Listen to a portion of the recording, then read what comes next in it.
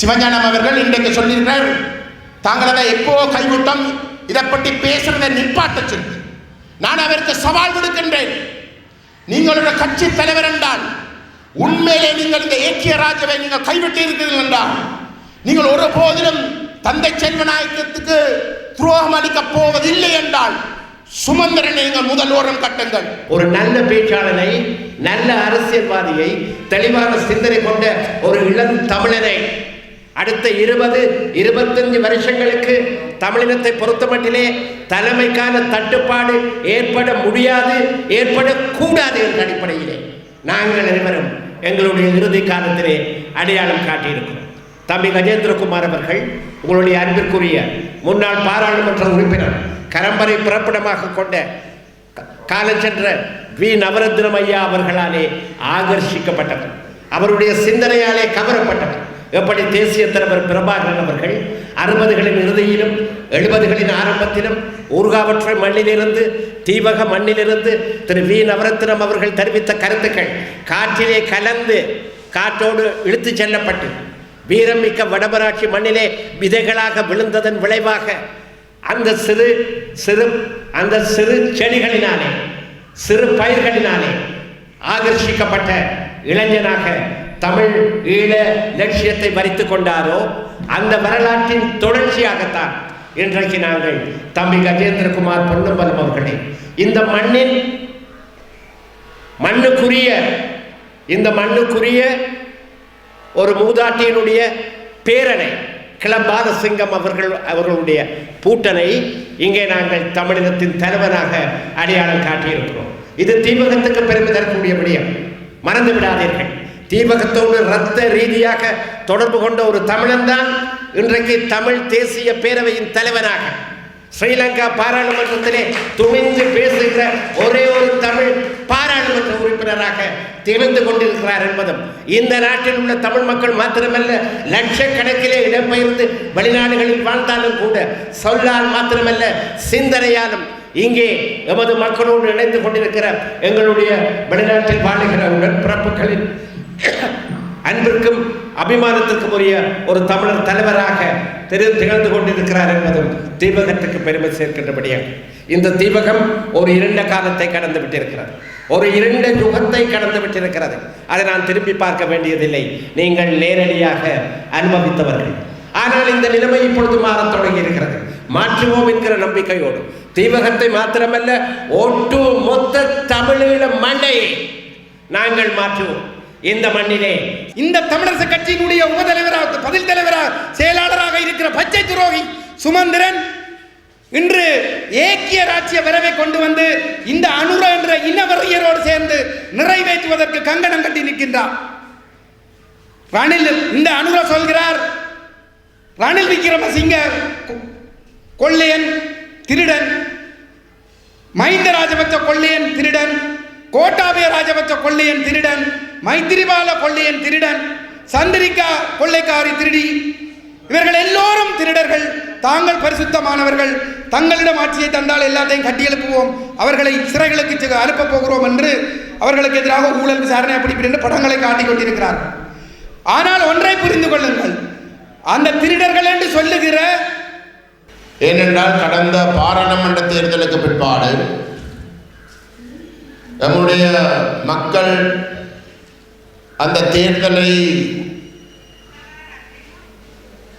பயன்படுத்த விதத்தை வைத்து இன்றைக்கு சர்வதேச மட்டத்திலே தமிழ் மக்கள், ஒட்டுமொத்த வடகிழக்கிலே வாழுகின்ற தமிழ் மக்கள் கடந்த 76 வருடங்களுக்கு மேலாக மிக உறுதியாக ஆணை வழங்கி வந்த தமிழ் தேசியவாதத்தை கைவிட்டு ஏதோ ஒரு அபிவிருத்தியை நோக்கியும், தமிழர்களுடைய அடையாளம், தமிழருடைய தேச அந்தஸ்து முன்னிலைப்படுத்தின அந்த அரசியலை கைவிட்டு தாங்கள் இளைஞர்கள் என்ற ஒரு புது பாதைக்குள் செல்வதற்கு ஆணையை வழங்கி இருக்கிறார்கள் என்று கருதுகின்ற அளவுக்கு இந்த சர்வதேச சமூகம் கடந்த தேர்தலை பார்த்து கொண்டு வருகிறார்கள். அவர்களோடு இந்த மேடையில் அமர்ந்திருக்கக்கூடிய கட்சித் தலைவர்கள் உரையாடுகின்ற பொழுது எல்லாமே போர் முடிவடைந்ததுக்கு பிற்பாடு 2020ஆம் ஆண்டு தொடக்கம் படிப்படியாக தமிழீழ மக்கள் தங்களுடைய அரசியல் நிலைப்பாட்டில் இருந்து மாற்றங்களை செய்து கொண்டு வருகிறார்கள் என்பதை தாங்கள் அவதானித்திருப்பதாகவும் அதனுடைய ஒரு முக்கியமான கட்டமாக சரித்திரத்திலே முதல் தடவையாக தமிழ் மக்களே தமிழ் தேசத்தை கைவிட்டு ஐக்கிய இலங்கையர்கள் என்ற ஒரு அடையாளத்துக்கு தங்களுடைய ஆணையை வழங்க இருப்பதாக சொல்லி வருகின்றார்கள். உண்மையிலே இந்த கருத்து தவறான ஒரு கருத்து. தமிழ் மக்களுடைய வாக்களித்த முறைமையை ஆழமாக படித்தால், தமிழ் மக்களுடைய வாக்களித்த வீதாசாரங்களை, கட்சிகளுக்கு விழுந்த வாக்கு வீதாசாரங்களை எடுத்து படித்தால், கடந்த 2024ஆம் ஆண்டு நவம்பர் மாதம் நடைபெற்ற பாராளுமன்ற தேர்தலில் கூட தமிழ் மக்கள் மிக ஆணித்தரமாக தமிழ் தேசியத்துக்காகத்தான் வாக்களித்திருக்கிறோம் என்பது நிரூபிக்கப்படும். ஆனால் இன்றைக்கு ஒரு கருத்துவாக்கம் தீவிரமாக நடைபெற்றுக் கொண்டிருக்கின்றது.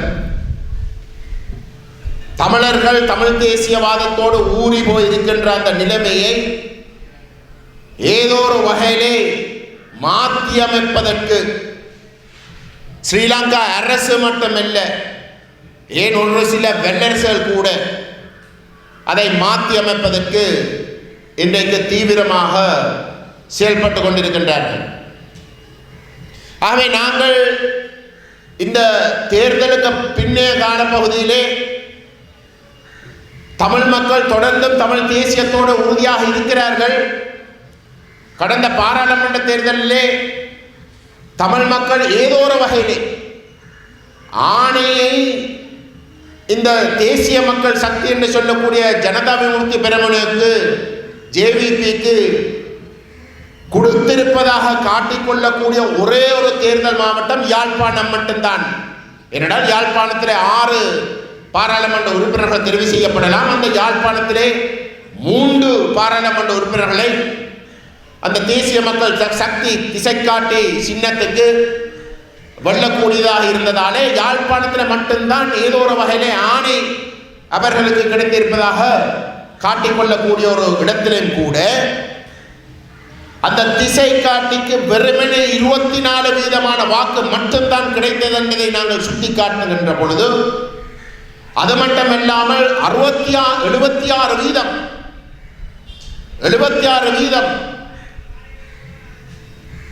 4/3 பங்கு மக்கள் அந்த திசை காட்டியை நிராகரித்திருக்கின்றார்கள் என்ற உண்மையை சுட்டிக்காட்டினாலும் கூட அந்த வெளிநாட்டு தலைவர்கள், தூதரகங்கள் நமக்கு அதுக்கு பதிலாக சொல்வது, சரி கடந்த பாராளுமன்ற தேர்தலில் சில வேளையிலே தமிழ் தேசிய அரசியலை தலைமைத்துவமாக நடாத்தின தரப்புகள் மீது தமிழ் மக்களுக்கு ஒரு ஏமாற்றம் இருக்கலாம். அவர்கள் நடந்து கொண்ட விதத்திலே கோபங்கள் இருந்திருக்கலாம். அந்த ஏமாற்றத்தை ஏதோ ஒரு வகையிலே தேர்தலூடாக காட்டுவதற்கு அவர்கள் அந்த தேர்தலிலே தமிழ் தேசிய பாரம்பரிய தமிழ் தேசிய கட்சிகளை நிராகரிக்கிற வகையிலே அல்லது அவர்களுக்கு வாக்களிக்காமல் விடுகின்ற வகையிலே அவர்களுடைய வாக்குகளை பயன்படுத்தினாலே அந்த தேர்தலுடைய இறுதி முடிவுகளிலே ஒரு பிழையான செய்தியை கொடுக்கிற மாதிரியான தோற்றம் ஏற்பட்டு இருக்கின்றதை மக்கள் உணர தொடங்கியிருக்க வேண்டும். நிச்சயமாக அவர்கள் உண்மையிலே தமிழ் தேசியத்தோடு தான் ஊறி போயிருக்கிறார்கள் என்றால், இன்றைக்கு கூட தமிழ் தேசியத்தை கைவிடுறதுக்கு நம்முடைய மக்கள் தயார் இல்லை என்றால், கடந்த 2024 பாராளுமன்ற தேர்தலிலே தமிழ் மக்கள் வாக்களித்த முறைமை காரணத்தினாலே வெளிவரந்து இருக்கின்ற பிழையான அந்த தவறான படத்தை விளங்கி கொண்டாவது எதிர்வரும் காலத்திலே நடக்கப் போகின்ற தேர்தல்களிலே தமிழ் மக்கள் அந்த பிழையான படத்தை திருத்துவதற்கு தங்களுடைய வாக்குகளை பயன்படுத்த வேண்டும் என்ற ஒரு விடயத்தை நம்மிடம் சுட்டி காட்டுகிறார். எதிர்காலத்திலே நடைபெற இருக்கின்ற தேர்தல் என்றால் இந்த உள்ளூராட்சி தேர்தல் தான் அந்த தேர்தல். ஆக எங்களுக்கு ஒரு பாரிய பொறுப்பு இருக்கின்றது. நம்முடைய மக்கள் கடந்த 76 வருஷமாக எத்தனையோ துன்பங்களை சந்தித்தும், எத்தனையோ அழிவுக்கு முகம் கொடுத்தும், ஒரு இன அழிப்புக்கு முகம் கொடுத்தும் நாங்கள் தொடர்ந்தும் அந்த தெளிவான உரிமை பாதையிலே நாங்கள் பயணித்து வந்திருக்கிறோமாக இருந்தால், இந்த நேரத்திலே நாங்கள் அதை கைவிடுவது என்பது ஏற்றுக்கொள்ளக்கூடிய ஒரு விடயம் அல்ல. ஏன் நான் இந்த நேரத்தை பற்றி பேசுகின்றேன் என்றால், இவ்வளவு காலமும் நாங்கள் எங்களுடைய உரிமையை பெற்றெடுப்பதற்கு நாங்கள் எங்களுடைய கொள்கையோடு உறுதியாக இருந்தாலும் கூட சர்வதேச மட்டத்தில் இருக்கக்கூடிய அந்த சந்தர்ப்பங்கள் நமக்கு பொருந்தவில்லை. ஆனால் இன்றைக்கு ஸ்ரீலங்கா அரசு முற்று முழுதாக தன்னுடைய பொருளாதாரத்தை அழித்து முழங்காலிலே நிற்கின்ற ஒரு நிலைமை இருக்கின்றது. தங்களுடைய பொருளாதாரம் இன்றைக்கு முற்று முழுதாக தரமட்டத்துக்கு இறங்கி போயிருக்கின்ற ஒரு சூழலிலே தாங்கள் ஏதோ ஒரு வகையில் இந்த அரசை கட்டியெழுப்பதாக இருந்தால், இந்த நாட்டினுடைய பொருளாதாரத்தை மாற்றி அமைப்பதாக இருந்தால், வெளிநாட்டு அதுவும் விசேஷமாக இந்தியா போன்ற நாடுகளுடைய உதவிகள் இல்லாமல் அதை மாற்றி அமைக்க முடியாது என்பது அனைவருக்கும் தெரிஞ்சிருக்க வேண்டிய ஒரு உண்மை. ஆகவே இந்த நேரத்திலே சர்வதேச சமூகம் இலங்கையிலே தங்களுடைய உதவிகளை வழங்குவதாக இருந்தால், இங்கு வாழுகின்ற தமிழ் தேசத்துடைய ஜனநாயக குரலை மறுதலித்து அதை நசுக்கி கடந்த 76 வருஷமாக தாங்கள் செய்த தவறினால, இந்த இன பிரச்சனை காரணத்தினாலே ஒரு கடல்ல மூழ்கி போயிருக்கின்ற நிலைமையை மாற்றி அமைக்கிறதா இருந்தால், அந்த 76 வருஷமாக இனவாதத்தின் அடிப்படையிலே செயல்பட்ட முறைமையிலே மாற்றத்தை ஏற்படுத்தி ஆக வேண்டும் என்ற ஒரு நிலைமையை நாங்கள் இந்த சர்வதேச சமூகத்துக்கு நிலைநாட்ட வேண்டும். தமிழ் மக்கள் தங்களுடைய உரிமைகளோடு இன்றைக்கும் உறுதியாக இருக்கிறார்களாக இருந்தால், இந்த பொருளாதாரத்தை மாற்றி அமைக்கிறதாக இருந்தால், அந்த மக்களுடைய நேர்மையான சட்டப்பூர்வமான அந்த உரிமைகளை அங்கீகரிப்பதின் ஊடாக மட்டும்தான் இந்த நாட்டினுடைய பொருளாதாரத்தை மாற்றி அமைப்பதற்கு, இதை திருப்புவதற்குரிய நிதி வளங்களை நாங்கள் கொடுப்பதிலே அர்த்தம் இருக்கும். எல்லாத்தையும் இந்த 76 வருஷமாக நாங்கள் நிதியை கொடுத்து இறுதியிலே கடல்ல மூழ்கி நீங்கள் இந்த ஒட்டுமொத்த அரசை முற்று முழுதாக பொருளாதாரத்தை அழித்து கொண்டு வந்து இருக்கின்ற அந்த வரலாறு திரும்பவும் நடக்கும் என்ற ஒரு மிக தெளிவான செய்தியை நாங்கள் இந்த அரசுக்கு கொடுக்கக்கூடிய ஒரு சந்தர்ப்பம் இன்றைக்குத்தான் ஏற்பட்டிருக்கின்றது. அப்பொழுது நாங்கள் தமிழர்களாக என்ன நிலைப்பாட்டை நாங்கள் இந்த சர்வதேச சமூகத்துக்கு கொடுக்க போகின்றோம் என்பது மிக மிக முக்கியமான ஒரு விடயமாக வருகின்றது, பார்க்கப்படுகின்றது. அதனாலே தான் அந்த தேர்தல் முடிவடைந்த உடனே இந்த மேடையில் அமர்ந்திருக்கின்ற நம்முடைய கட்சி தலைவர்கள் அனைவரையும் தனித்தனியாக சந்தித்து, அந்தந்த தனித்தனி கட்சிகளாக சந்தித்து இந்த கேள்விகளை நம்மிடம் எழுப்பி வருகிறார். ஆகவே நாங்கள் இந்த உண்மைகளை விளங்கி கொண்டிருக்கின்றோம். எங்களுடைய இனம் இதுவரைக்கும் காணாத சவாலை இன்றைக்கு கண்டு கொண்டிருக்கின்றது என்ற உண்மையை நாங்கள் விளங்கி கொண்டிருக்கின்றோம். இந்த தேர்தலிலே 19 தமிழ் பாராளுமன்ற உறுப்பினர்கள் தெரிவு செய்யப்பட்டவை வடகிழக்கில். அந்த 19 தமிழ் பாராளுமன்ற உறுப்பினர்களே எந்த ஒரு கட்சிக்கும் அறுதி பெரும்பான்மை கிடையாது.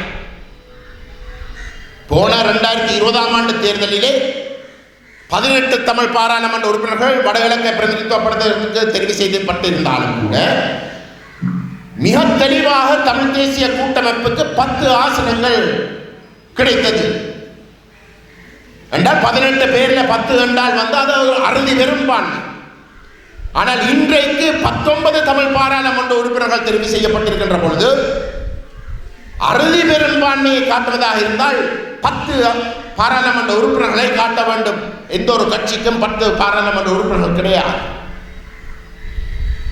அந்த ஒரு பின்னணியிலே தான் இன்றைக்கு இந்த தேசிய மக்கள் சக்தி திசை காட்டி சின்னத்திலே போட்டி போடுகின்ற இந்த அரசு தரப்பு தமிழ் மக்கள் தங்களுக்குத்தான் ஆணையை கொடுத்திருக்கிறார்கள் என்ற ஒரு மிக தவறான பொய்யான ஒரு கருத்துவாக்கத்தை செய்து கொண்டிருக்கிறார்கள். நேற்றைய தினமும் கூட முந்த நாள் விமல் ரத்நாயக்க வடக்குக்கு வந்து தாங்கள் தான் தமிழர்களுடைய பெரும் கட்சி என்று சொல்ற அளவுக்கு அவர்கள் பொய் சொல்றதுக்கு துணிஞ்சிருக்கிறார்கள் கடந்த பாராளுமன்ற தேர்தலுக்கு பிறகு. ஆகவே இதை நாங்கள் நிவர்த்தி செய்வதாக இருந்தால் நாங்கள் குறைஞ்சது பாராளுமன்றத்தில் இருக்கக்கூடிய 19 பாராளுமன்ற உறுப்பினர்களே 10 பேர் கொண்ட ஒரு அணியை உருவாக்க வேண்டும். ஒரு பொது புள்ளியிலே சந்திக்கின்ற ஒரு நிலைமையை உருவாக்க வேண்டும் என்பதை உணர்ந்து நாங்கள் ஒரு முயற்சி ஆரம்பித்தோம். தமிழரசு கட்சிக்கு 8 ஆசனங்கள் இருக்கின்ற இடத்திலே தமிழ் தேசிய நிலைப்பாட்டை வலியுறுத்தித்தான் அவர்கள் வாக்கை பெற்றவர்கள். அவை அவர்கள் ஒரு தவிர்க்க முடியாத சக்தி, அதை நாங்கள் ஏற்றுக்கொள்ள வேண்டும். அந்த வகையிலே அவர்களோடு நாங்கள் பேச ஆரம்பித்தோம். அதே நேரம் ஜனநாயக தமிழ் தேசிய கூட்டணி சங்க சின்னத்திலே போட்டி போட்ட செல்வம் அடைக்கல்நாதனுடையும் அவர் சார்ந்த கட்சியோடையும் கூட்டோடையும் நாங்கள் பேச ஆரம்பித்தோம்.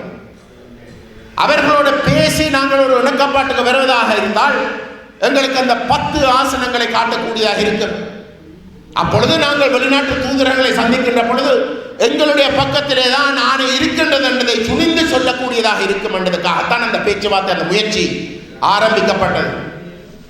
அந்த முயற்சி ஆரம்பிக்கப்பட்ட பொழுது தமிழரசு கட்சியிலே ஒரு தெளிவான தலைவர் தெரிவு செய்யப்பட்டிருக்கவில்லை. அங்கே ஒரு தெளிவான செயலாளர் தெரிவு செய்யப்பட்டிருக்கவில்லை. அந்த கட்சிக்குள் இருக்கக்கூடிய உள் முரண்பாடு காரணமாக அந்த நிலைமை ஏற்பட்டிருந்தது. ஆனால் அந்த கட்சி பாராளுமன்ற தேர்தலுக்கு பிற்பாடு ஒரு பாராளுமன்ற குழு தலைவரை தேர்ந்தெடுத்தது. அந்த வகையிலே அந்த ஒரு பதவியாவது தெளிவாக தேர்ந்தெடுக்கப்பட்டிருந்த ஒரு நிலையிலே பாராளுமன்ற குழு தலைவர் என்ற வகையிலே ஸ்ரீதரன் அவர்களோடு நாங்கள் இந்த பேச்சுவார்த்தைகள் ஆரம்பித்தோம். ஆனால் ஸ்ரீதரன் அவர்களுக்கு தெளிவாக நாங்கள் சொல்லியிருந்தோம், இது உங்களோடையோ தனிப்பட்ட ஸ்ரீதரனோடையோ அல்லது பாராளுமன்ற குழுவோடு மட்டுமோ நடக்கின்ற பேச்சுவார்த்தையாக இருக்க முடியாது. இது ஒட்டுமொத்தமாக தமிழரசு கட்சியோடு நடக்கின்ற ஒரு பேச்சுவார்த்தை அமைய வேண்டும். அப்பொழுதுதான் எங்களுக்கு உங்களுக்குள்ளே இருக்கக்கூடிய பிரச்சனைகள் இந்த பேச்சுவார்த்தைகளை தாக்காது, இதுக்கு ஒரு தடையாக இருக்காது என்பதை மிக தெளிவாக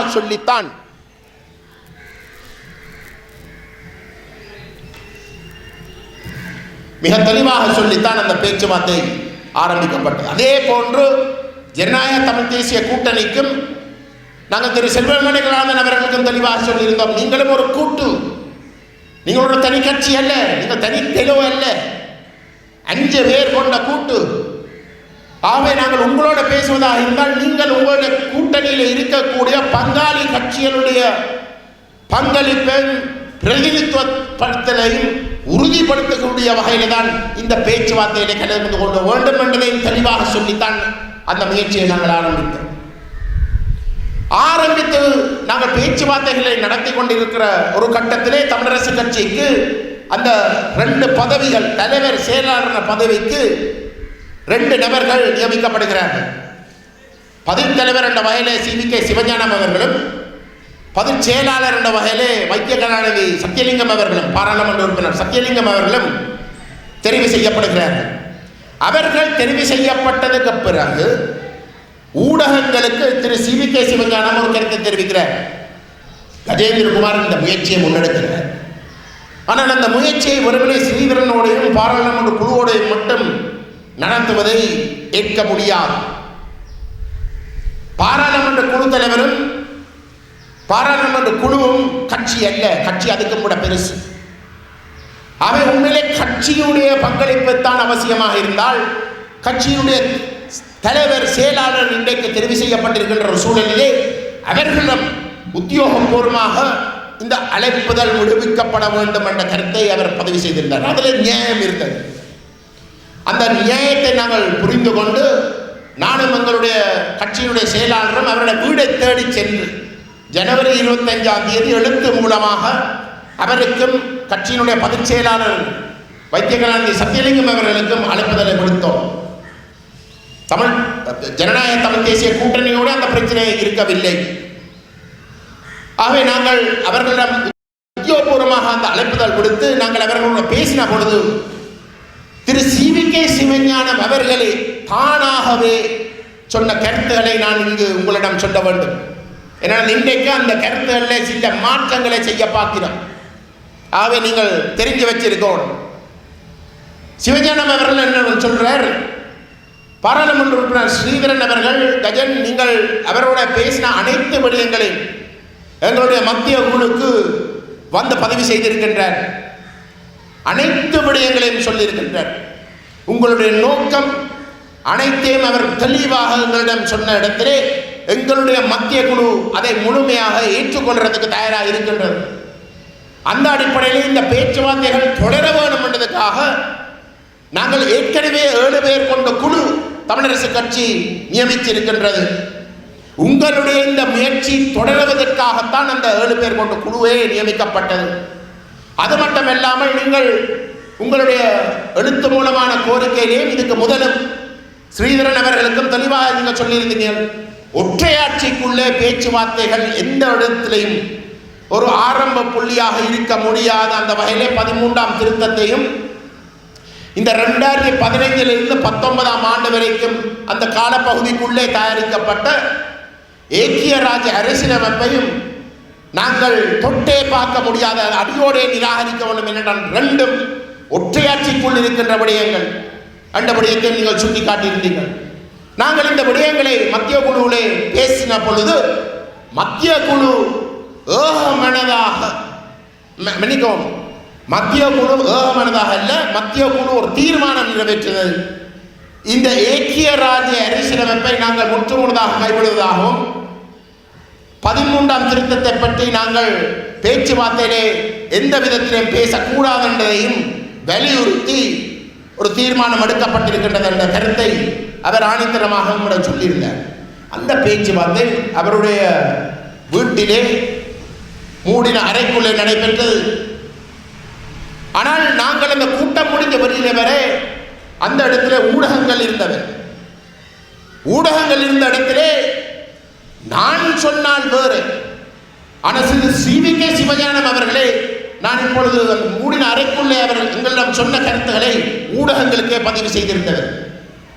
அதாவது இந்த பேச்சுவார்த்தைகளை தொடருவதற்காகத்தான் 7 பேர் கொண்ட குழு ஏற்கனவே தமிழரசு கட்சி நியமித்திருப்பதாகவும் ஏக்கிய ராஜ்ய இந்த ஒற்றையாட்சி அனைத்தையும் கைவிடுவதாகவும் அவர் மிக தெளிவாக ஊடகங்களுக்கும் பதிவு செய்திருந்தார். அப்பொழுது எங்களுக்கு ஒரு நம்பிக்கை வந்தது. மூடின அறைக்குள்ளே எங்களுக்கு மட்டும் இந்த கருத்துக்களை சொல்லியிருந்தால் நாங்கள் கொஞ்சம் கவனமாகத்தான் அதை பற்றி கொஞ்சம் பார்த்திருக்க வேண்டும்.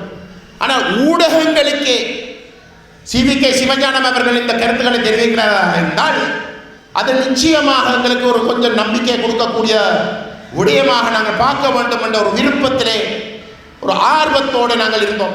அந்த பேச்சுவார்த்தைகள் இனியும் தொடரும் என்ற ஒரு நம்பிக்கை ஏற்பட்டது. ஆனால் பெரியோர்களே, அந்த கருத்தை CVK சிவஞானம் கூறி ஒரு சில நாட்களுக்குள்ளே அவர்களுடைய அடுத்த மத்திய குழு கூட்டத்திலே திடீரென்று அந்த பதில் செயலாளராக இருந்த வைத்தியகலாநிதி சத்தியலிங்கம் அவர்கள் தன்னுடைய பதவியை ராஜினாமா செய்து கடந்த தேர்தலிலே 2024ஆம் ஆண்டு பாராளுமன்ற தேர்தலிலே தமிழரசு கட்சியிலே போட்டியிட்ட சுமந்திரன் அவர் மட்டும்தான் அந்த ஏக்கிய ராஜ்ய அரசியலமைப்பை மேடையாக ஆமோதித்து அந்த ஏக்கிய ராஜ்ய அரசியலமைப்புக்கு ஆணையை கேட்டு போட்டியிட்டவர். எந்த அடிப்படையில் அவர் அந்த ஆணையை கேட்டார் என்றால், அனுரகுமார திசாநாயக்க ஜனாதிபதி அந்த ஏக்கிய ராஜ்ய அரசியலமைப்பை கொண்டு வந்து நிறைவேற்றப் போவதாக சொல்லியிருக்கிறார்.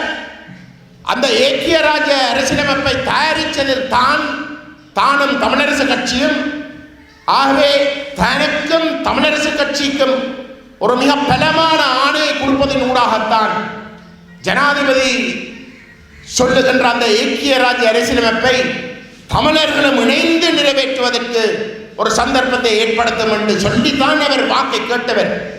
அதே காரணத்துக்காகத்தான் நம்முடைய மக்கள் அவரை தோற்கடித்தது. நம்முடைய மக்கள் அவரை திட்டமிட்ட வகையிலே நிராகரித்தது. ஆனால் அந்த சுமந்திரன் திடீரென்று பதில் செயலாளர் பதவிக்கு வருகிறார். பதில் செயலாளர் பதவிக்கு வந்த அடுத்த நிமிஷம் அந்த CVK சிவஞானம், நம்பிக்கை கொடுக்கிற வகையில பேசின CVK சிவஞானம் அவர்கள் எனக்கு வந்து ஒரு கடிதம் எழுதுகிறார். பேச்சுவார்த்தைகள் இப்போதைக்கு அவசியம் இல்லை, பேச்சுவார்த்தைகள் இன்றைக்கு அவசியம் இல்லை.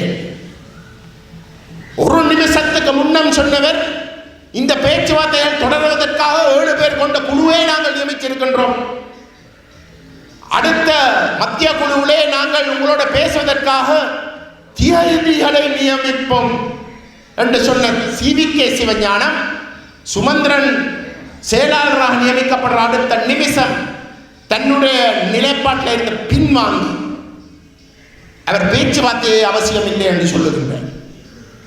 இன்றைக்கு நான் பார்த்தேன், ஒரு பத்திரிகைக்கு அவர் ஊடகங்கள் கேட்ட கேள்விக்கு நான் ஏதோ இந்த மேடையில் இந்த உண்மைகளை அம்பலப்படுத்தி அவரை நான் நிற்கிறேன் கொஞ்சம் ஒரு கஷ்டத்துக்குள்ளே தள்ளுகின்றேன் போல. அந்த இடத்துல அந்த ஊடகங்களும் இந்த கேள்வியை கேட்ட இடத்திலே CVK சிவஞானம் சொல்லுகிறார், ஐயோ கேடாக இருக்கின்ற எங்களுடைய அழிவுக்கு மூல காரணமாக இருக்கக்கூடிய இந்த ஒற்றையாட்சி பண்புகளை கொண்ட ஒரு அரசியலமைப்பை தான் மீண்டும் கொண்டு வந்து நிறைவேற்றப் போவதாக பகிரங்கமாக அறிவித்திருக்கின்ற இந்த சூழலிலே அதே அரசியலமைப்பை நியாயப்படுத்தி அதை தயாரித்து அதை இன்றைக்கும் நியாயப்படுத்தி அதை எதிர்க்காமல் இருப்பதற்காக தமிழர்களுக்கு இடையிலே ஒரு இணக்கப்பாட்டை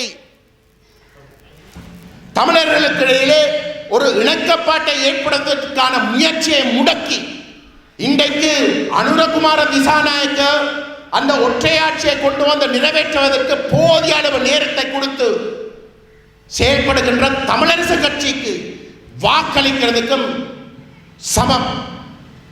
அதை நாங்கள் விளங்கிக் கொள்ள வேண்டும்.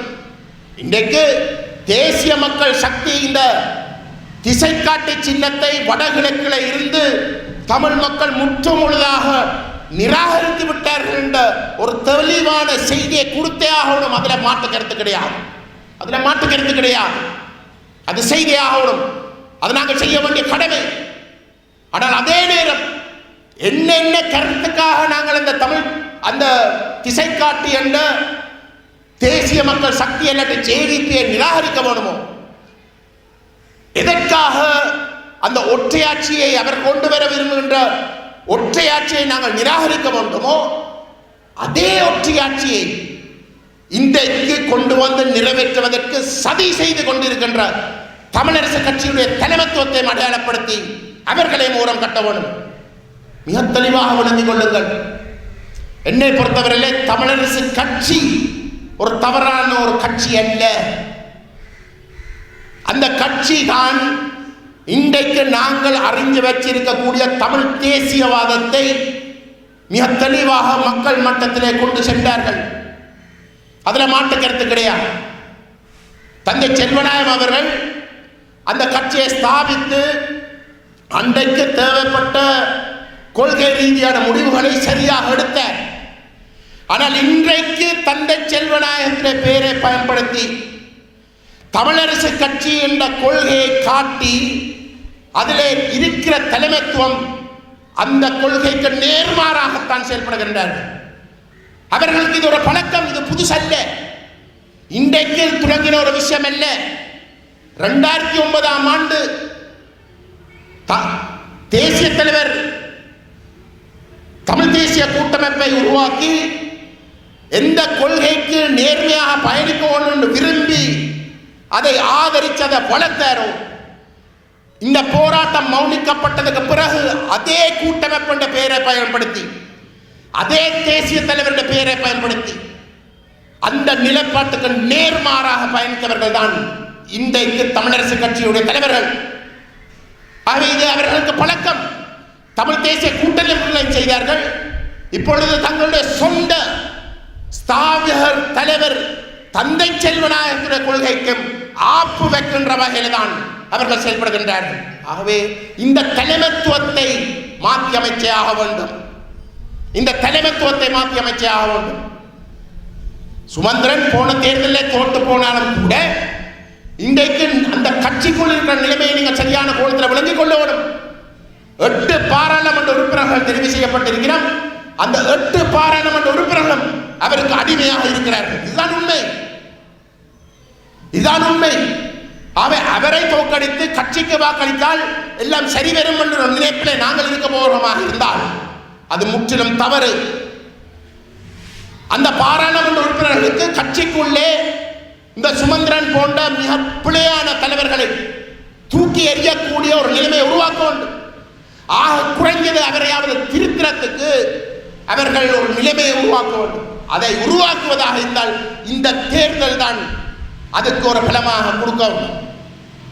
இந்த தேர்தலிலே தமிழரசு கட்சி ஓரங்கட்டப்படுகின்றது என்ற தெளிவான செய்தியை தமிழர் தாயக நிலப்பரப்பிலே நாங்கள் கொடுப்பதன் ஊடாக மட்டும்தான் நேர்மையாக கொள்கைக்காக பயணிக்க விரும்புகின்ற தமிழரசு கட்சி உறுப்பினர்கள் இந்த மிக தவறான பிழையான பாதையிலே அந்த கட்சியையும் ஒட்டுமொத்த மக்களையும் கொண்டு விரும்புகின்ற தலைமைத்துவத்தை ஓரம் கட்டுறதுக்கு ஒரு முதுகெலும்பை ஏற்படுத்தும்.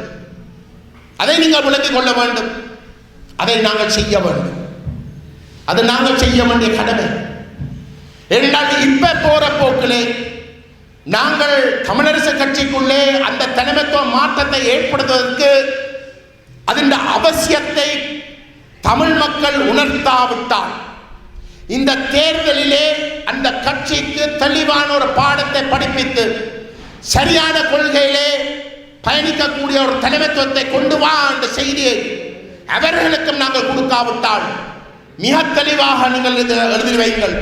மாறாக நம்முடைய மக்கள் அந்த தமிழரசு கட்சிக்கு இன்றைக்கு சுமந்திரன் கட்டுப்பாட்டிலே அவருடைய பிடிக்குள்ளே சிக்கப்பட்டு கொண்டு இருக்கின்ற அந்த தமிழரசு கட்சிக்கு ஒரு ஆணையை கொடுக்கிற மாதிரியான ஒரு முடிவுகள் இந்த தேர்தலுடன் அமைந்தால் அந்த ஏக்கிய ராஜ்ய அரசியலமைப்பை நிறைவேற்றுவது சிங்கள கட்சி அல்ல, தமிழ் தேசம் பேசி வாக்கை பெற்ற இந்த தமிழரசு கட்சியாகத்தான் இருக்கும். சிவஞானம் அவர்கள் இன்றைக்கு சொல்லியிருக்கிறார், தாங்கள் அதை எப்போ கைவிட்டோம், இதை பற்றி பேசுறதை நிப்பாட்ட சொல்லி நான் அவருக்கு சவால் விடுக்கின்றேன். நீங்களுடைய கட்சி தலைவர் என்றால் உண்மையிலே நீங்கள் இந்த ஏக்கிய ராஜ்யவை நீங்கள் கைவிட்டு இருக்கிறீர்கள் என்றால் நீங்கள் ஒரு போதிலும் தந்தை செல்வநாயகத்துக்கு துரோகம் அளிக்கப் போவதில்லை என்றால் சுமந்திரனை நீங்கள் முதல் ஓரம் கட்டுங்கள். அதுக்கு பிறகு நான் உங்களை நம்புறதுக்கு தயாராக இருப்பேன். அதை செய்யாமல் அந்த ஏக்கிய ராஜவை நிறைவேற்றுவதற்கு கங்கணம் கட்டி இருக்கக்கூடிய சுமந்திரனை நீங்கள் செயலாளராக நியமித்ததுக்கு பிறகு இன்றைக்கும் நேற்றும் நாளன்றைக்கும் வித்தியாசமான கதைக்கிற உங்களை நம்புறதுக்கு நான் தயாரில்லை. அதை முதல் செய்து வாருங்கள். அதுக்கு பிறகு நாங்கள் நேர்மையை பற்றியும் கொள்கையை பற்றியும் இந்த தேசத்துடைய எதிர்காலத்தை பற்றியும் சேர்ந்து கதைக்கிறதுக்கு தயாராக இருப்போம். அது வரைக்கும் அந்த தலைமைத்துவம் இருக்கிற வரைக்கும் இந்த கட்சி ஒருபோதிலும் இந்த மக்களுக்கு நேர்மையாக இருக்காது என்றே நம்முடைய மக்கள் உணர்ந்து கொள்ள வேண்டும். ஆகவே பெரியோர்களே, இந்த தீவகம் தமிழ் தேசத்துடைய சொத்து. இந்த தீவகம் தமிழ் தேசத்துடைய மூளை. வி நவரட்னம் ஐயாவை இந்த உலகத்துக்கு காட்டின மண். எங்களை பொறுத்தவரையிலே இந்த தீவகம் பிழையாக நடந்து கொள்ள முடியாது. இந்த தீவக மக்கள் தமிழ் தேசியவாதத்துடைய மூளையாக நாங்கள் அறிந்து வச்சிருக்கிற வீணவர்த்தம் ஐயாவுக்கு துரோகம் அளிக்கிற வகையிலே இந்த தீவகம் நடந்து கொள்ள முடியாது.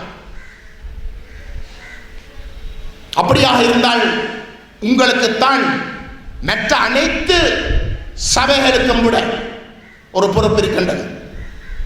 நீங்கள் தான் அந்த முன்னுதாரணமாக இருக்க வேண்டும். எங்களுக்கு தெரியும் தீவகம் எந்த அளவுக்கு ஒரு நெருக்கடிக்குள் தள்ளப்பட்டது, போர்க்காலத்தில் எந்த அளவுக்கு ஒரு மோசமான ஒரு நிலைமை ஏற்பட்டது.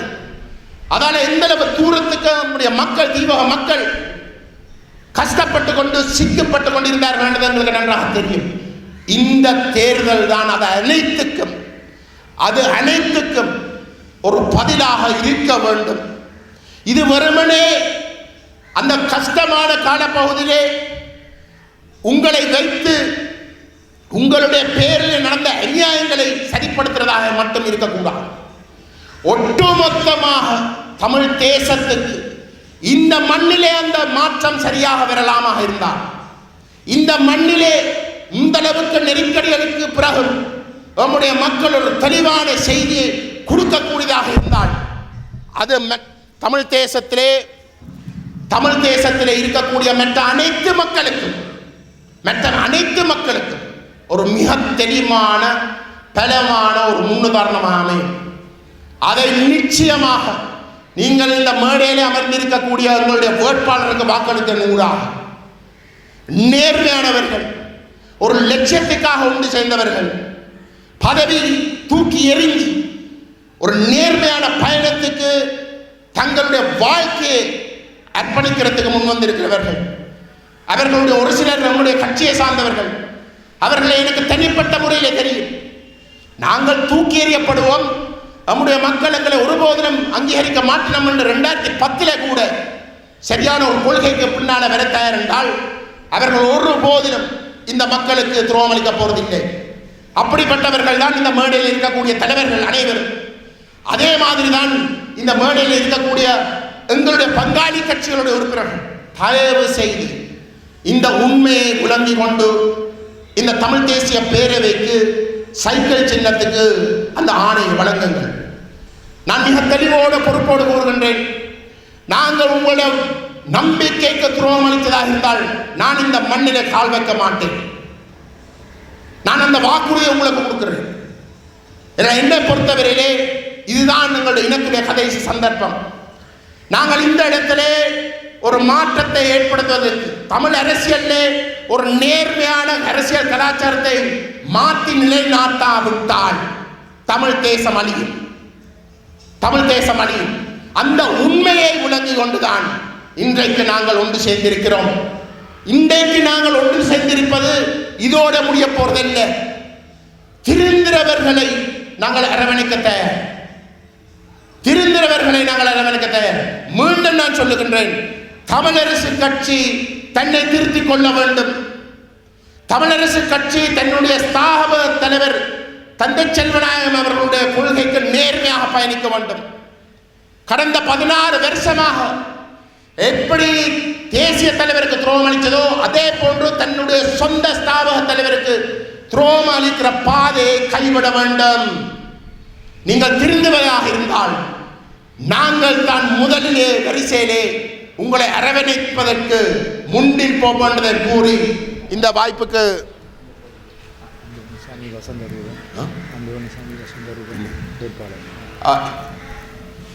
அந்த வகையிலே நாங்கள் இன்றைக்கு உங்களிடம் பேசியிருக்கிற அனைத்து கருத்துகளுக்கும் ஒரு அங்கீகாரத்தை கொடுப்பதாக இருந்தால், நம்முடைய இந்த வட்டாரத்துக்குரிய வேட்பாளர் வசந்தரூபன் அவர்களுக்கு நீங்கள் உங்கள் வாக்குகளை கட்டாயம் செலுத்தியாகும். மற்ற தேர்தல்களை போன்று ஒரு குழப்பங்களை ஏற்படுத்தக்கூடிய ஒரு தேர்தல் முறைமை அல்ல இது. இதிலே சின்னங்கள் இல்லை, வேட்பாளர்கள் தொடர்பாக குழம்புறத்துக்கு இலக்கங்கள் கிடையாது. மிக தெளிவாக நீங்கள் கட்சிக்கு மட்டும்தான் வாக்களிக்க வேண்டும். என்னடா வட்டாரத்தில் ஒரு கட்சிக்கு ஒரு வேட்பாளர் மட்டும்தான் பட்டியலில் தெரிவு செய்யலாம். 2வது பட்டியல் வீதாசார பட்டியல், அது நம்முடைய கட்சிக்கு கிடைக்கிற வாக்கினுடைய வீதாசாரத்தின் அடிப்படையில் ஒதுக்கப்படுகின்ற விஷயம். அவை கட்சிக்கு மட்டும்தான் இந்த தேர்தலில் வாக்கு. தயவு செய்து நீங்கள் சைக்கிள் சின்னத்துக்கு அந்த வாக்கை இடுங்கள். வசந்தரூபன் மீது உங்களுடைய பூர்ண நம்பிக்கை கொடுங்கள். நீங்கள் கொடுக்க வேண்டும், அது ஒருபோதிலும் தவறாது. அப்படி வாக்களிக்கின்ற இடத்திலே மே மாதம் 7ஆம் தேதி தேர்தலுக்கு அடுத்த நாள் இந்த தேர்தல் முடிவுகள் தமிழ் தேச தொடர்பாக மிகவும் தெளிவான உறுதியான ஒரு நிலைப்பாட்டை வெளிப்படுத்தும். அதை நீங்கள் கட்டாயம் செய்து கொடுக்கணும் என்று கேட்டுக்கொண்டு இந்த வாய்ப்பை தந்தமைக்காக தலைவர் அவர்களுக்கு நன்றி கூறி விடைபெறுகின்றேன். வணக்கம். வீடுகளிலிருந்து எங்கள் குரல்களை கேட்டுக்கொண்டிருக்கிற உடன்பிறப்புகளே, உங்கள் எல்லோருக்கும் என்னுடைய தாழ்மையான வணக்கம். தீபகத்திலே பெரிதாக நாங்கள் பேச வேண்டிய அவசியமில்லை. அதுவும் தம்பி கஜேந்திரகுமார் அவர்கள் அழகாக ஆழமான கருத்துக்களை கூறிவிட்ட பிறகு நான் அந்த விஷயத்தை தொட வேண்டிய தேவை இருப்பதாக கருதவில்லை. ஆனால் வேறு 2 விடயங்களை மிக மிக சுருக்கமாக கூற வேண்டியது என்னுடைய கடமை என்று நான் கருதுகின்றேன். தமிழ் மக்களை பொறுத்தமட்டிலே நாங்கள் இந்த மண்ணுக்குரியவர்கள். இந்த மண் எங்களுடைய மண், இது எங்களுடைய நாடு. இங்கே சகல சுதந்திரங்களோடும் வாழ்வதற்கான உரிமை எங்களுக்கு உண்டு. அதற்காகத்தான் ஒரு நீண்ட நெடிய போராட்டத்தை எங்கள் இளைய சந்ததி நடாத்தியது.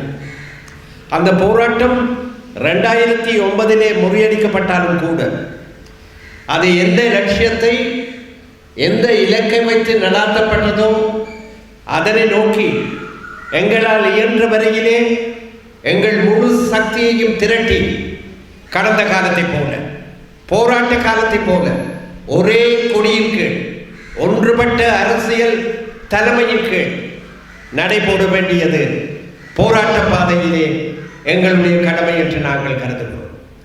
ஜனநாயக வழியிலே, அரசியல் வழியிலே எங்கள் மண்ணை மீட்டெடுத்து எங்கள் மண்ணை ஆளுகிற அதிகாரம் எமது மக்களுக்கு மாத்திரமே உரியது என்பதை நிலைநாட்டி இந்த மண்ணை அதற்குரிய சகல வளங்களையும் பிரயோகித்து பாவித்து ஒரு பொருளாதார பூஞ்சோலையாக எங்கள் பிள்ளைகளுக்கு விட்டு செல்ல வேண்டியது எங்கள் கடமை என்று உணர்ந்ததன் காரணமாகத்தான் நாங்கள் அனைவரும் இன்று ஒரே கொடியின் கீழ், மஞ்சள் சிவப்பு கொடியின் கீழ் தமிழ் தேசிய பேரவையாக, ஒன்றுபட்ட அரசியல் அணியாக தமிழ் மக்கள் முன்னாலே நின்று கொண்டிருக்கிறோம்.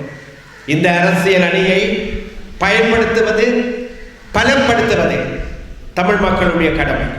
இந்த கடமையை பொறுத்தமட்டிலே உரிமை உணர்வுக்கு பெயர் பெற்ற எங்களுடைய தீபக மக்கள் எதிர்வரும் உள்ளூராட்சி தேர்தலிலே முதல் நிலை வகிக்க வேண்டும், முன்னிடம் வகிக்க வேண்டும். நானும் தம்பி கஜேந்திரன் அவர்களும் இங்கே மேடையில் இல்லாவிட்டாலும் அரசியல் ரீதியாக இப்பொழுதும் எங்களுடன் இணைந்திருக்கிற சகோதரி திருமதி பத்மினி சிதம்பரநாதன் அவர்களும் 2004ஆம் ஆண்டு தமிழ் தேசிய கூட்டமைப்பின் சிவப்பு மஞ்சள் கொடியின் கீழ் இந்த பகுதிக்குரிய வேட்பாளர்களாக, ஊர்காவற்றுறை மற்றும் வட்டுக்கோட்டை தொகுதிகளுக்குரிய வேட்பாளர்களாக நிறுத்தப்பட்ட பொழுது எங்களுக்கு மகத்தான ஆதரவை தந்தது நீங்கள். அதை நாங்கள் ஒருபொழுதும் மறக்க மாட்டோம். ஊர்காவற்றுறை தொகுதி தீபகம் தமிழ் விடுதலை, தமிழ் மக்களுடைய உரிமை போராட்டத்தில், தமிழ் ஈழத்தின் தாயக மீட்பு போராட்டத்தில் தனக்கென ஒரு தனி அத்தியாயத்தை தான் இதுவரையிலே எழுதி வைத்திருக்கிறது. இன்றைக்கு நாங்களும் நீங்களுமாக தமிழத்தின் எதிர்காலத்தை எங்கள் கைகளிலே எடுத்துக்கொள்ளும். எங்களுடைய அடிமை விலங்கை ஜனநாயக வழியில், அரசியல் வழியில் ஒன்றுபட்ட தமிழினத்தின் அனைத்து சக்தியையும் திரட்டி அந்த அடிமை விலங்கை உடைத்து நொறுக்குவதற்காக இன்றைக்கு உங்களுடைய ஆதரவை ஒரு அரசியல் பேரணியின் சார்பிலே, தமிழ் தேசிய பேரவையின் சார்பிலே கோரியிருக்கின்ற இந்த வேளையிலே எங்களுடைய தீபக மக்கள் தங்கள் கடமையை ஒழுங்காக செய்வார்கள், உரிய முறையிலே செய்வார்கள், மற்றவர்கள் வியந்து பாராட்டுகிற அளவுக்கு செய்வார்கள் என்கிற அசைக்க முடியாத அமோக நம்பிக்கை எங்களுக்கு இருக்கிறது. இன்றைக்கு உங்கள் மத்தியிலே, இந்த மேடையிலே 1984ஆம் ஆண்டுக்கு பிறகு யுத்தம், 83ஆம் ஆண்டுக்கு பிறகு யுத்தம் பெரிய அளவிலே வெடிப்பதற்கு சில மாதங்களுக்கு முன்னர் ஊர்காவற்ற தொகுதியின் முன்னாள் பாராளுமன்ற உறுப்பினராக இருந்தவரும் உங்களுடைய அபிமானத்திற்கு உரியவரும் இங்கே கரம்பன் கிராமத்தை பிறப்பிடமாக கொண்டவருமான காலம் சென்ற அல்ஃபிரட் தம்பியையா அவர்களுடைய முதலாவது நினைவு தினத்திலே நான் இந்த மேடையிலே உரையாற்றியது எனக்கு நல்ல ஞாபகம் இருக்கிறது. அது போர் மேகங்கள் தமிழ் ஈழத்தின் மீது ஸ்ரீலங்கா அரசின் நடவடிக்கைகளினாலே சூழத் தொடங்கி இருக்கிற காலம் நேரம். அதற்கு பிறகு இப்பொழுது நாங்கள் 42 வருஷங்கள் கழித்து கடந்த காலத்தை மீட்டி பார்க்கிற பொழுது இந்த போராட்டத்தை, தியாகம் செறிந்த போராட்டத்தை, அந்த போராட்டத்திலே துணிந்து இறங்கி இன்றைக்கு எலும்பு கூடுகளாக, மண்டை ஓடுகளாக, துகள்களாக இந்த மண்ணோடு மண்ணாக கலந்து விட்டிருக்கிற எங்கள் இளைய சந்ததியின் தியாகத்தை நாங்கள் ஒரு பொழுதும் மறக்க முடியாது என்பதை, அந்த தியாகத்திற்கு உண்மையான அஞ்சலி, அவர்கள் விட்டு சென்ற அந்த போராட்டத்தை தொடர்ந்து எங்களால் இயன்ற வழியிலே என்ற வகையிலே முன்னெடுத்து அதனுடைய இலக்கை அடைவதற்கு நாங்கள் வழியமைப்பதுதான் ஒரே ஒரு கடமையாக அவர்களை பொறுத்தமட்டிலே எங்கள் சார்பிலே இருக்க முடியும் என்பதை உணர்ந்து கொண்டவர்களாகத்தான் இன்றைக்கு நாங்கள் ஒரு நல்ல தலைமையை உங்களுக்கு முன்னாலே நிறுத்தியிருக்கிறோம். அது வேறு யாரும் அல்ல, தம்பி கஜேந்திரகுமார் அவர்கள். அவர் இந்த மண்ணுக்குரியவர். ஒருவேளை உங்களில் சிலருக்கிற ஆச்சரியமாக இருக்கலாம், நீங்கள் யாழ்ப்பாணத்திலிருந்து வருகிற பொழுது ஊர்காவற்ற வைத்தியசாலையை அடைவதற்கு முன்னர் இந்த யாழ்ப்பாண ஊர்காவற்ற வீதியிலே இங்கிருந்து நாங்கள் போகிறோம் என்று வைத்துக் கொண்டால் இடது பக்கத்திலே சிதிலங்களாக எழுந்திருக்கிறதே ஒரு அந்த நாளிலே மாளிகையாக இருந்த கட்டிடத்தின் எஞ்சிய பகுதிகள். அது இந்த மண்ணை சேர்ந்த அந்த நாளிலே இலங்கை முழுவதும் நன்கறியப்பட்ட பிரபல தொழிலதிபர் கிளப் பாலசிங்கம் அவர்களுக்குரியது. கிளப் பாலசிங்கம் என்ற பெயரை இந்த மண்ணிலே ஒரு சிலராவது கேள்விப்பட்டிருப்பார்கள். அவருடைய ஒரே புதல்வியின் அவருடைய ஒரே அவருடைய செல்வ புதல்வியின் கரம் பற்றியவர் தான் அந்த நாளிலே பிரிட்டிஷ் அரசாங்கம் இந்த நாட்டிலே அரசியல் சீர்திருத்தங்களை கொண்டு வந்த பொழுது தமிழ் மக்களுக்காக தமிழர் என்று சொல்லடா, தலையிலிருந்து நில்லடா என்கிற கோஷத்தோடு அரசியல் வானிலே உதய சூரியனாக பவனிவர ஆரம்பித்த அன்றைய இளம் வழக்கறிஞர் ஜி பொன்னப்பன் அவர்கள். அவர் இங்கிலாந்திலிருந்து திரும்பியிருந்தார், பரிசராக திரும்பியிருந்தார். இங்கே மக்கள் மத்தியிலே இலங்கை முழுவதிலும் நன்கறியப்பட்ட ஒரு பிரபல வழக்கறிஞராக தன்னுடைய முத்திரையை பதிக்க தொடங்கியிருந்தார். அந்த நேரத்தில் ஜி பொன்னம்பலம் அவர்களுக்கு தீவகம்தான் அவருடைய வாழ்க்கை துணையை கொடுத்தது, கிளப் பாலசிங்கம் அவருடைய மகளை கொடுத்தது. அந்த இருவருக்கும் பிறந்த ரெண்டு பிள்ளைகளிலே ஒரே ஒரு ஆண் பிள்ளை மறைந்த குமார் பொன்னம்பலம் அவர்கள், அன்பிற்குரிய குமார் அண்ணன் அவர்கள். அவருடைய ஒரே ஆண்மகனாக இங்கே தம்பி கஜேந்திரகுமார் அவர்கள் இருக்கிறார். ஜி பொன்னம்பலம், குமார் பொன்னம்பலம், கஜேந்திரகுமார் பொன்னம்பலம். இந்த அரசியல் பரம்பரையிலே வந்திருக்கிற இந்த இளைய தமிழனை இன்றைய பாராளுமன்றத்திலே, ஸ்ரீலங்கா பாராளுமன்றத்திலே ஒரு சீரும் புயலாக, சிறுத்தையாக, புலியின் மகனாக, சிங்கத்தின் பிள்ளையாக தமிழினத்தின் சார்பிலே உரிமை குரல் எழுப்பிக் கொண்டிருக்கிற அந்த இளைய தமிழனை தமிழினத்தின் எதிர்கால தலைமைக்குரிய மனிதனாக நாங்கள் அனைவரும் சரியாகத்தான் அடையாளம் காட்டியிருக்கிறோம் என்பதை அவருடைய 40 நிமிஷ ஆக்ரோஷ கச்சனையில் இருந்து நீங்கள் புரிந்து கொண்டிருப்பீர்கள். அது தமிழில் பேசிய பேச்சு, ஆங்கிலத்திலும் அப்படித்தான். ஒரு நல்ல பேச்சாளனை, நல்ல அரசியல்வாதியை, தெளிவான சிந்தனை கொண்ட ஒரு இளம் தமிழனை அடுத்த 20-25 வருஷங்களுக்கு தமிழினத்தை பொறுத்தமட்டிலே தலைமைக்கான தட்டுப்பாடு ஏற்பட முடியாது, ஏற்படக்கூடாது என்ற அடிப்படையிலே நாங்கள் அனைவரும் எங்களுடைய இறுதி காலத்திலே அடையாளம் காட்டியிருக்கிறோம். தம்பி கஜேந்திரகுமார் அவர்கள் உங்களுடைய அன்பிற்குரிய முன்னாள் பாராளுமன்ற உறுப்பினர், கரம்பரை பிறப்பிடமாக கொண்ட காலஞ்சென்ற வி நவரத்னம் ஐயா அவர்களாலே ஆகர்ஷிக்கப்பட்டவர், அவருடைய சிந்தனையாலே கவரப்பட்டவர். எப்படி தேசிய தலைவர் பிரபாகரன் அவர்கள் 60களின் இறுதியிலும் 70களின் ஆரம்பத்திலும் ஊர்காவற்ற மண்ணிலிருந்து, தீவக மண்ணிலிருந்து திரு வி நவரத்னம் அவர்கள் தெரிவித்த கருத்துக்கள் காற்றிலே கலந்து காற்றோடு இழுத்து செல்லப்பட்டு வீரமிக்க வடமராட்சி மண்ணிலே விதைகளாக விழுந்ததன் விளைவாக அந்த சிறு செடிகளினாலே, சிறு பயிர்களினாலே ஆகர்ஷிக்கப்பட்ட இளைஞனாக தமிழ் ஈழ லட்சியத்தை வரித்து கொண்டாரோ அந்த வரலாற்றின் தொடர்ச்சியாகத்தான் இன்றைக்கு நாங்கள் தம்பி கஜேந்திரகுமார் பொன்னம்பலம் அவர்களை இந்த மண்ணுக்குரிய ஒரு மூதாட்டியினுடைய பேரனை கிளப் பாலசிங்கம் அவர்களுடைய பூட்டனை இங்கே நாங்கள் தமிழினத்தின் தலைவனாக அடையாளம் காட்டியிருக்கிறோம். இது தீவகத்துக்கு பெருமை தரக்கூடிய விடயம், மறந்து விடாதீர்கள்.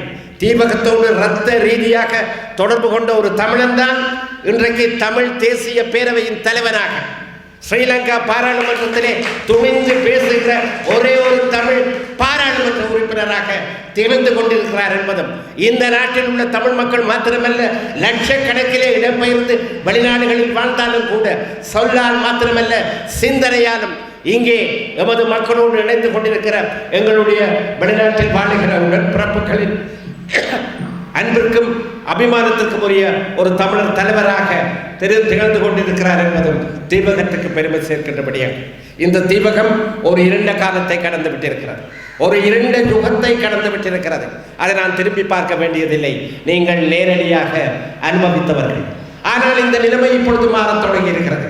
மாற்றுவோம் என்கிற நம்பிக்கையோடு தீபகத்தை மாத்திரமல்ல ஒட்டு மொத்த தமிழீழ மண்ணையை நாங்கள் மாற்றுவோம்.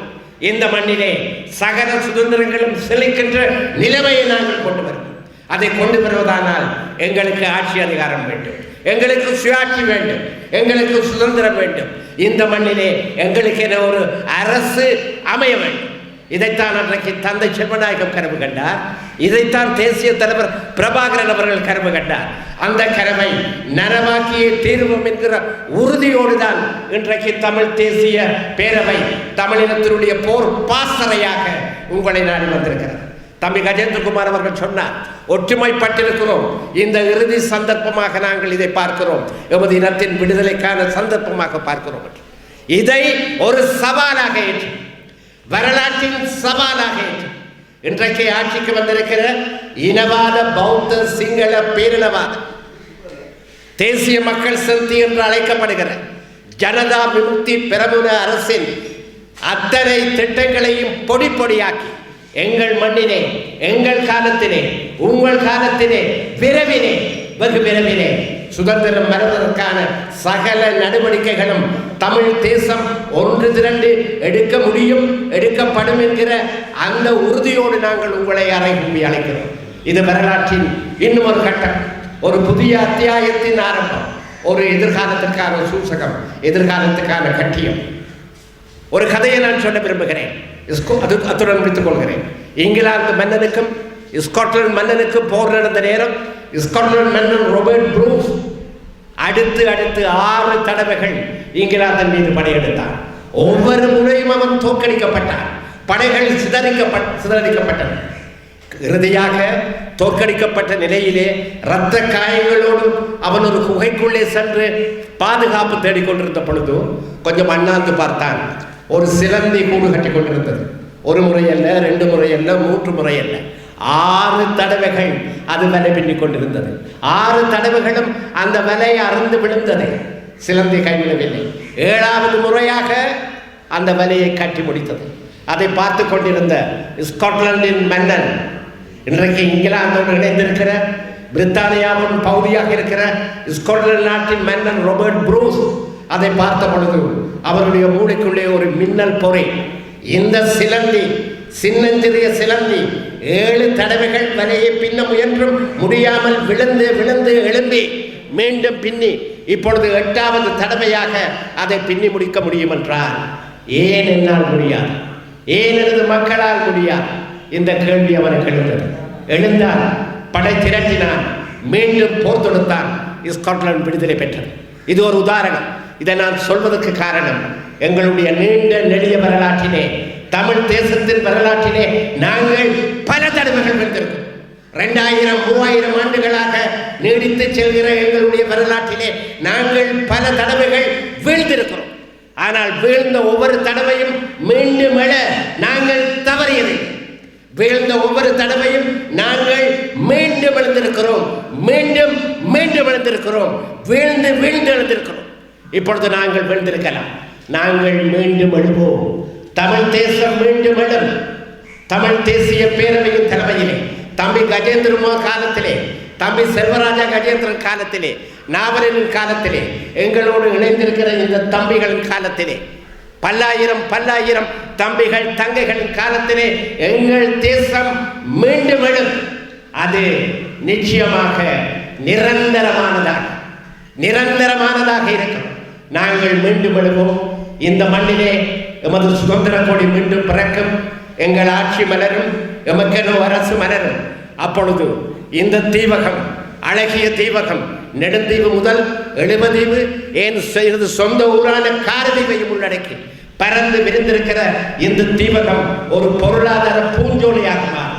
குறைந்தது 25 லட்சம் மக்களுக்கு வாழ்விடத்தை அமைத்துக் கொடுக்கக்கூடிய விதமாக இங்கே நீண்ட நெடிய வெளிகள் இருக்கின்றன, பிரதேசம் இருக்கிறது, வளங்கள் இருக்கின்றன.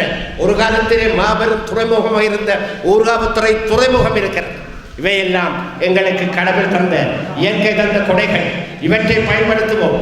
விழித்தெழுகிற மலரப் போகிற தமிழ் ஈழத்தின் ஒரு மாபெரும் துறைமுகமாக எங்களுடைய ஊர்காவத்துறை, உங்களுடைய ஊர்காவத்துறை நிச்சயமாக நிரந்தரமாக வரலாற்றில் இடம் பிடிக்கும் என்று கூறி அந்த பொற்காலத்தை நோக்கி, ஒளிமயமான எதிர்காலத்தை நோக்கி நாங்கள் எல்லோரும் ஒன்றுபட்டவர்களாக உறுதியான லட்சியம் பெற்றுக் கொண்டு நம்பிக்கையான நேர்மையான தலைமையின் கீழ், ஒரே கொடியின் கீழ், ஒரே அணியின் கீழ் அணிவகுத்து நிற்பதற்கு ஏதுவாக எதிர்வரும் 6ஆம் தேதி நீங்கள் அனைவரும், உங்கள் உறவினர்கள், நண்பர்கள், நீங்கள் என்று நான் கூறுகிற பொழுது என்னுடைய பேச்சை கேட்டுக்கொண்டிருக்கிற மக்களை பார்த்து தான் கூறுகிறேன், பார்க்க முடியாவிட்டாலும் கூறுகிறேன்.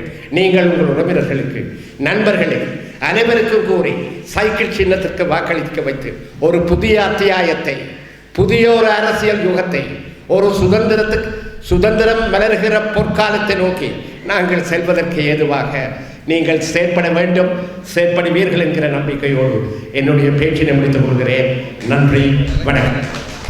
உருவாக்கப்பட்ட பீட்டோம்ஸ் என்கின்ற சுனாமி கட்டமைப்பை நீதிமன்றத்திற்கு சென்று தடை செய்த கொலை வெறியர்கள், இந்த பச்சை குழந்தைகள் செத்து விட வேண்டும். குலையூரும் குற்றீருமாக மீண்ட தமிழர்கள் மருத்துவ உதவிகள் இல்லாமல் செத்து விட வேண்டும் என்பதற்காக நீதிமன்றம் சென்ற இன வெறியர்களில் ஒருவர் தான் இந்த அனுரகுமார திசாநாயக்கா. இந்த அனுரவுக்கு பின்னால் இந்த மண்ணை சேர்ந்த தமிழர் ஒருவன் நிற்கிறான் சொன்னால் ஒரு முதுகெலும் பெற்ற அடிமைகள், சொந்த குடும்பத்தை விற்று பிழைக்கக்கூடியவர்கள் மட்டும்தான் இந்த இனவெறியர்களுக்கு பின்னால் நிற்க முடியும். இதை எங்களுடைய மக்கள் தெளிவாக புரிந்து கொள்ள வேண்டும்.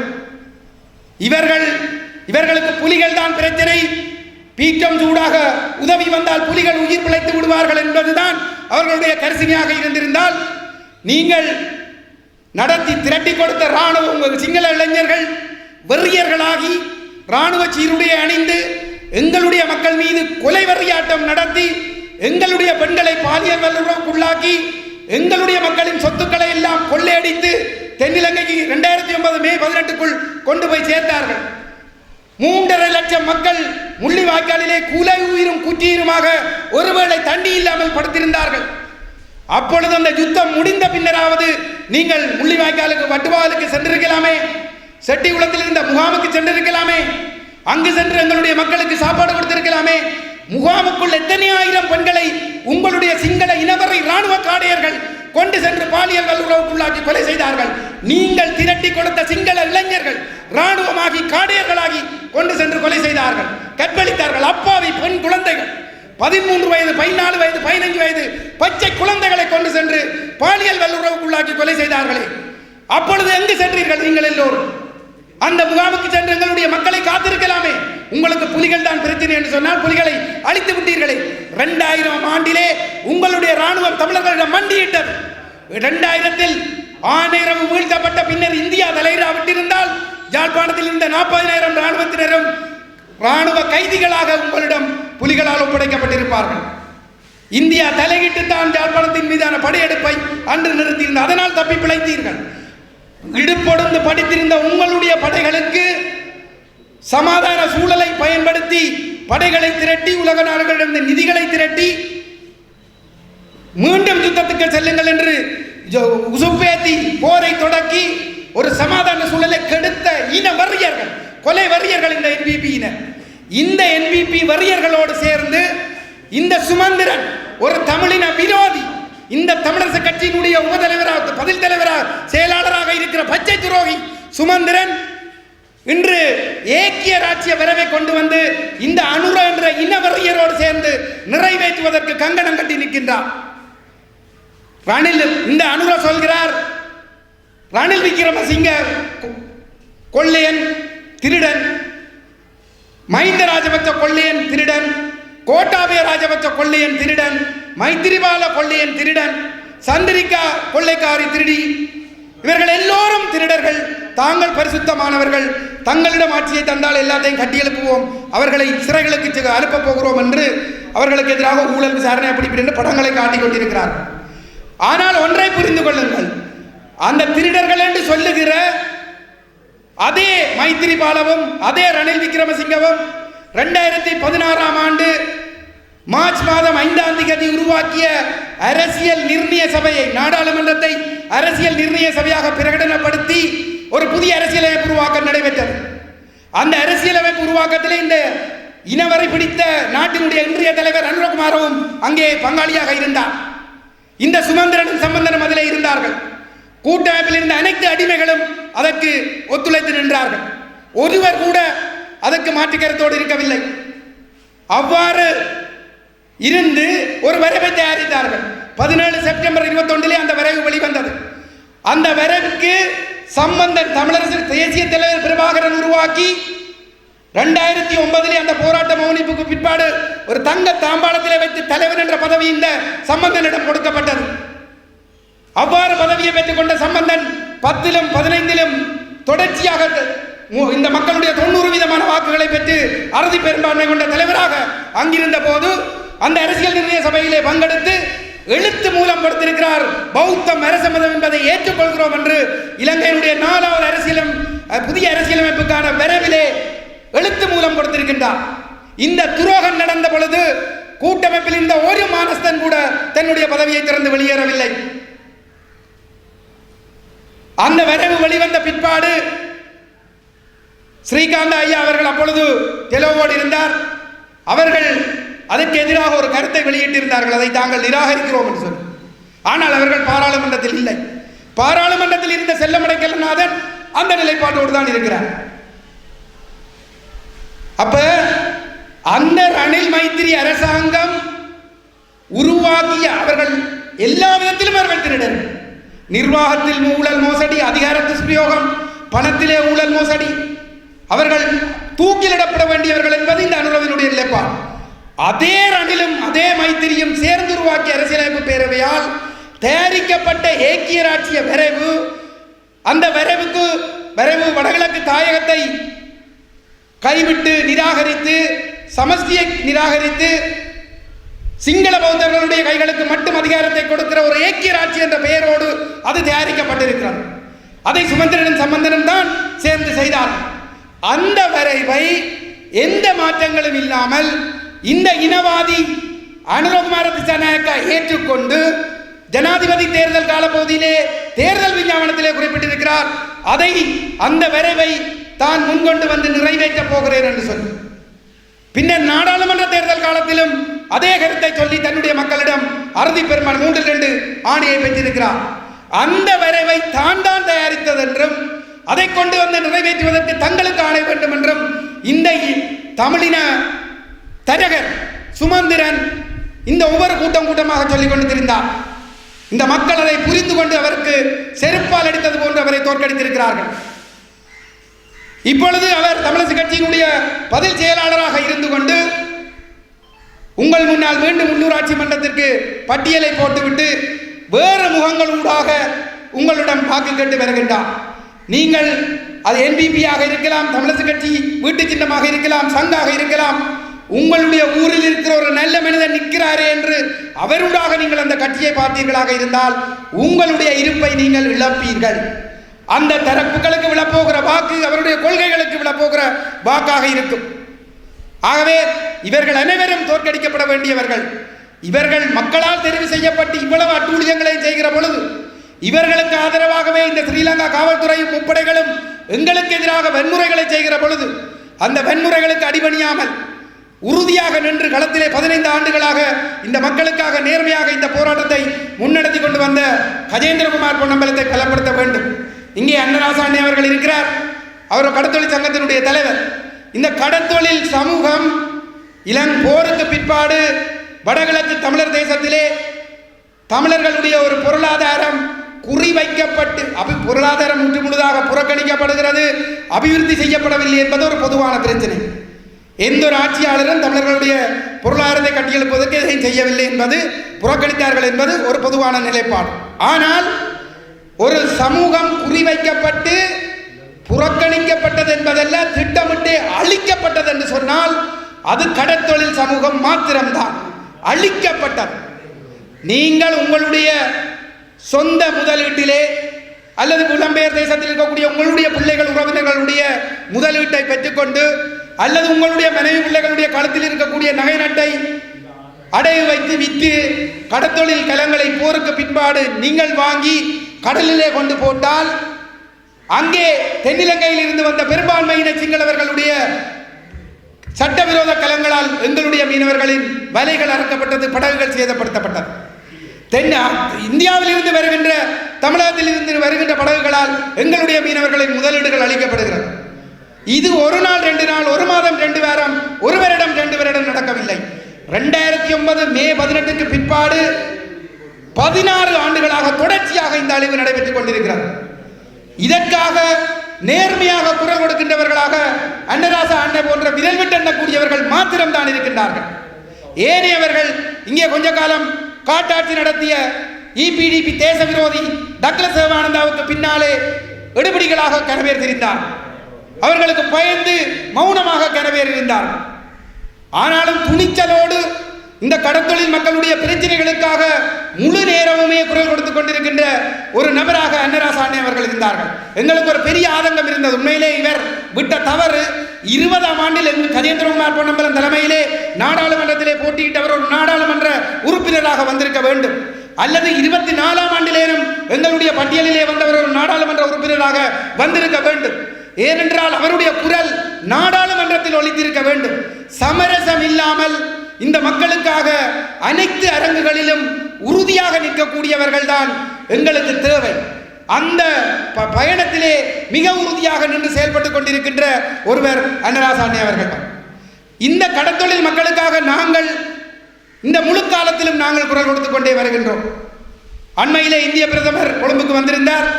அந்த இந்திய பிரதமரோடு நடந்த சந்திப்பிலும் எங்களுடைய தலைவர் திட்டவட்டமாக கடற்தொழில் மக்களுடைய பிரச்சனையை முன்வைத்திருந்தார். இந்திய மீனவர்களுடைய அத்துமீறல் கட்டுப்படுத்தப்பட்டு எங்களுடைய மீனவர்களுடைய பொருளாதாரம் பாதுகாக்கப்பட வேண்டும் என்பதை உறுதியாக முன்வைத்திருந்தார்.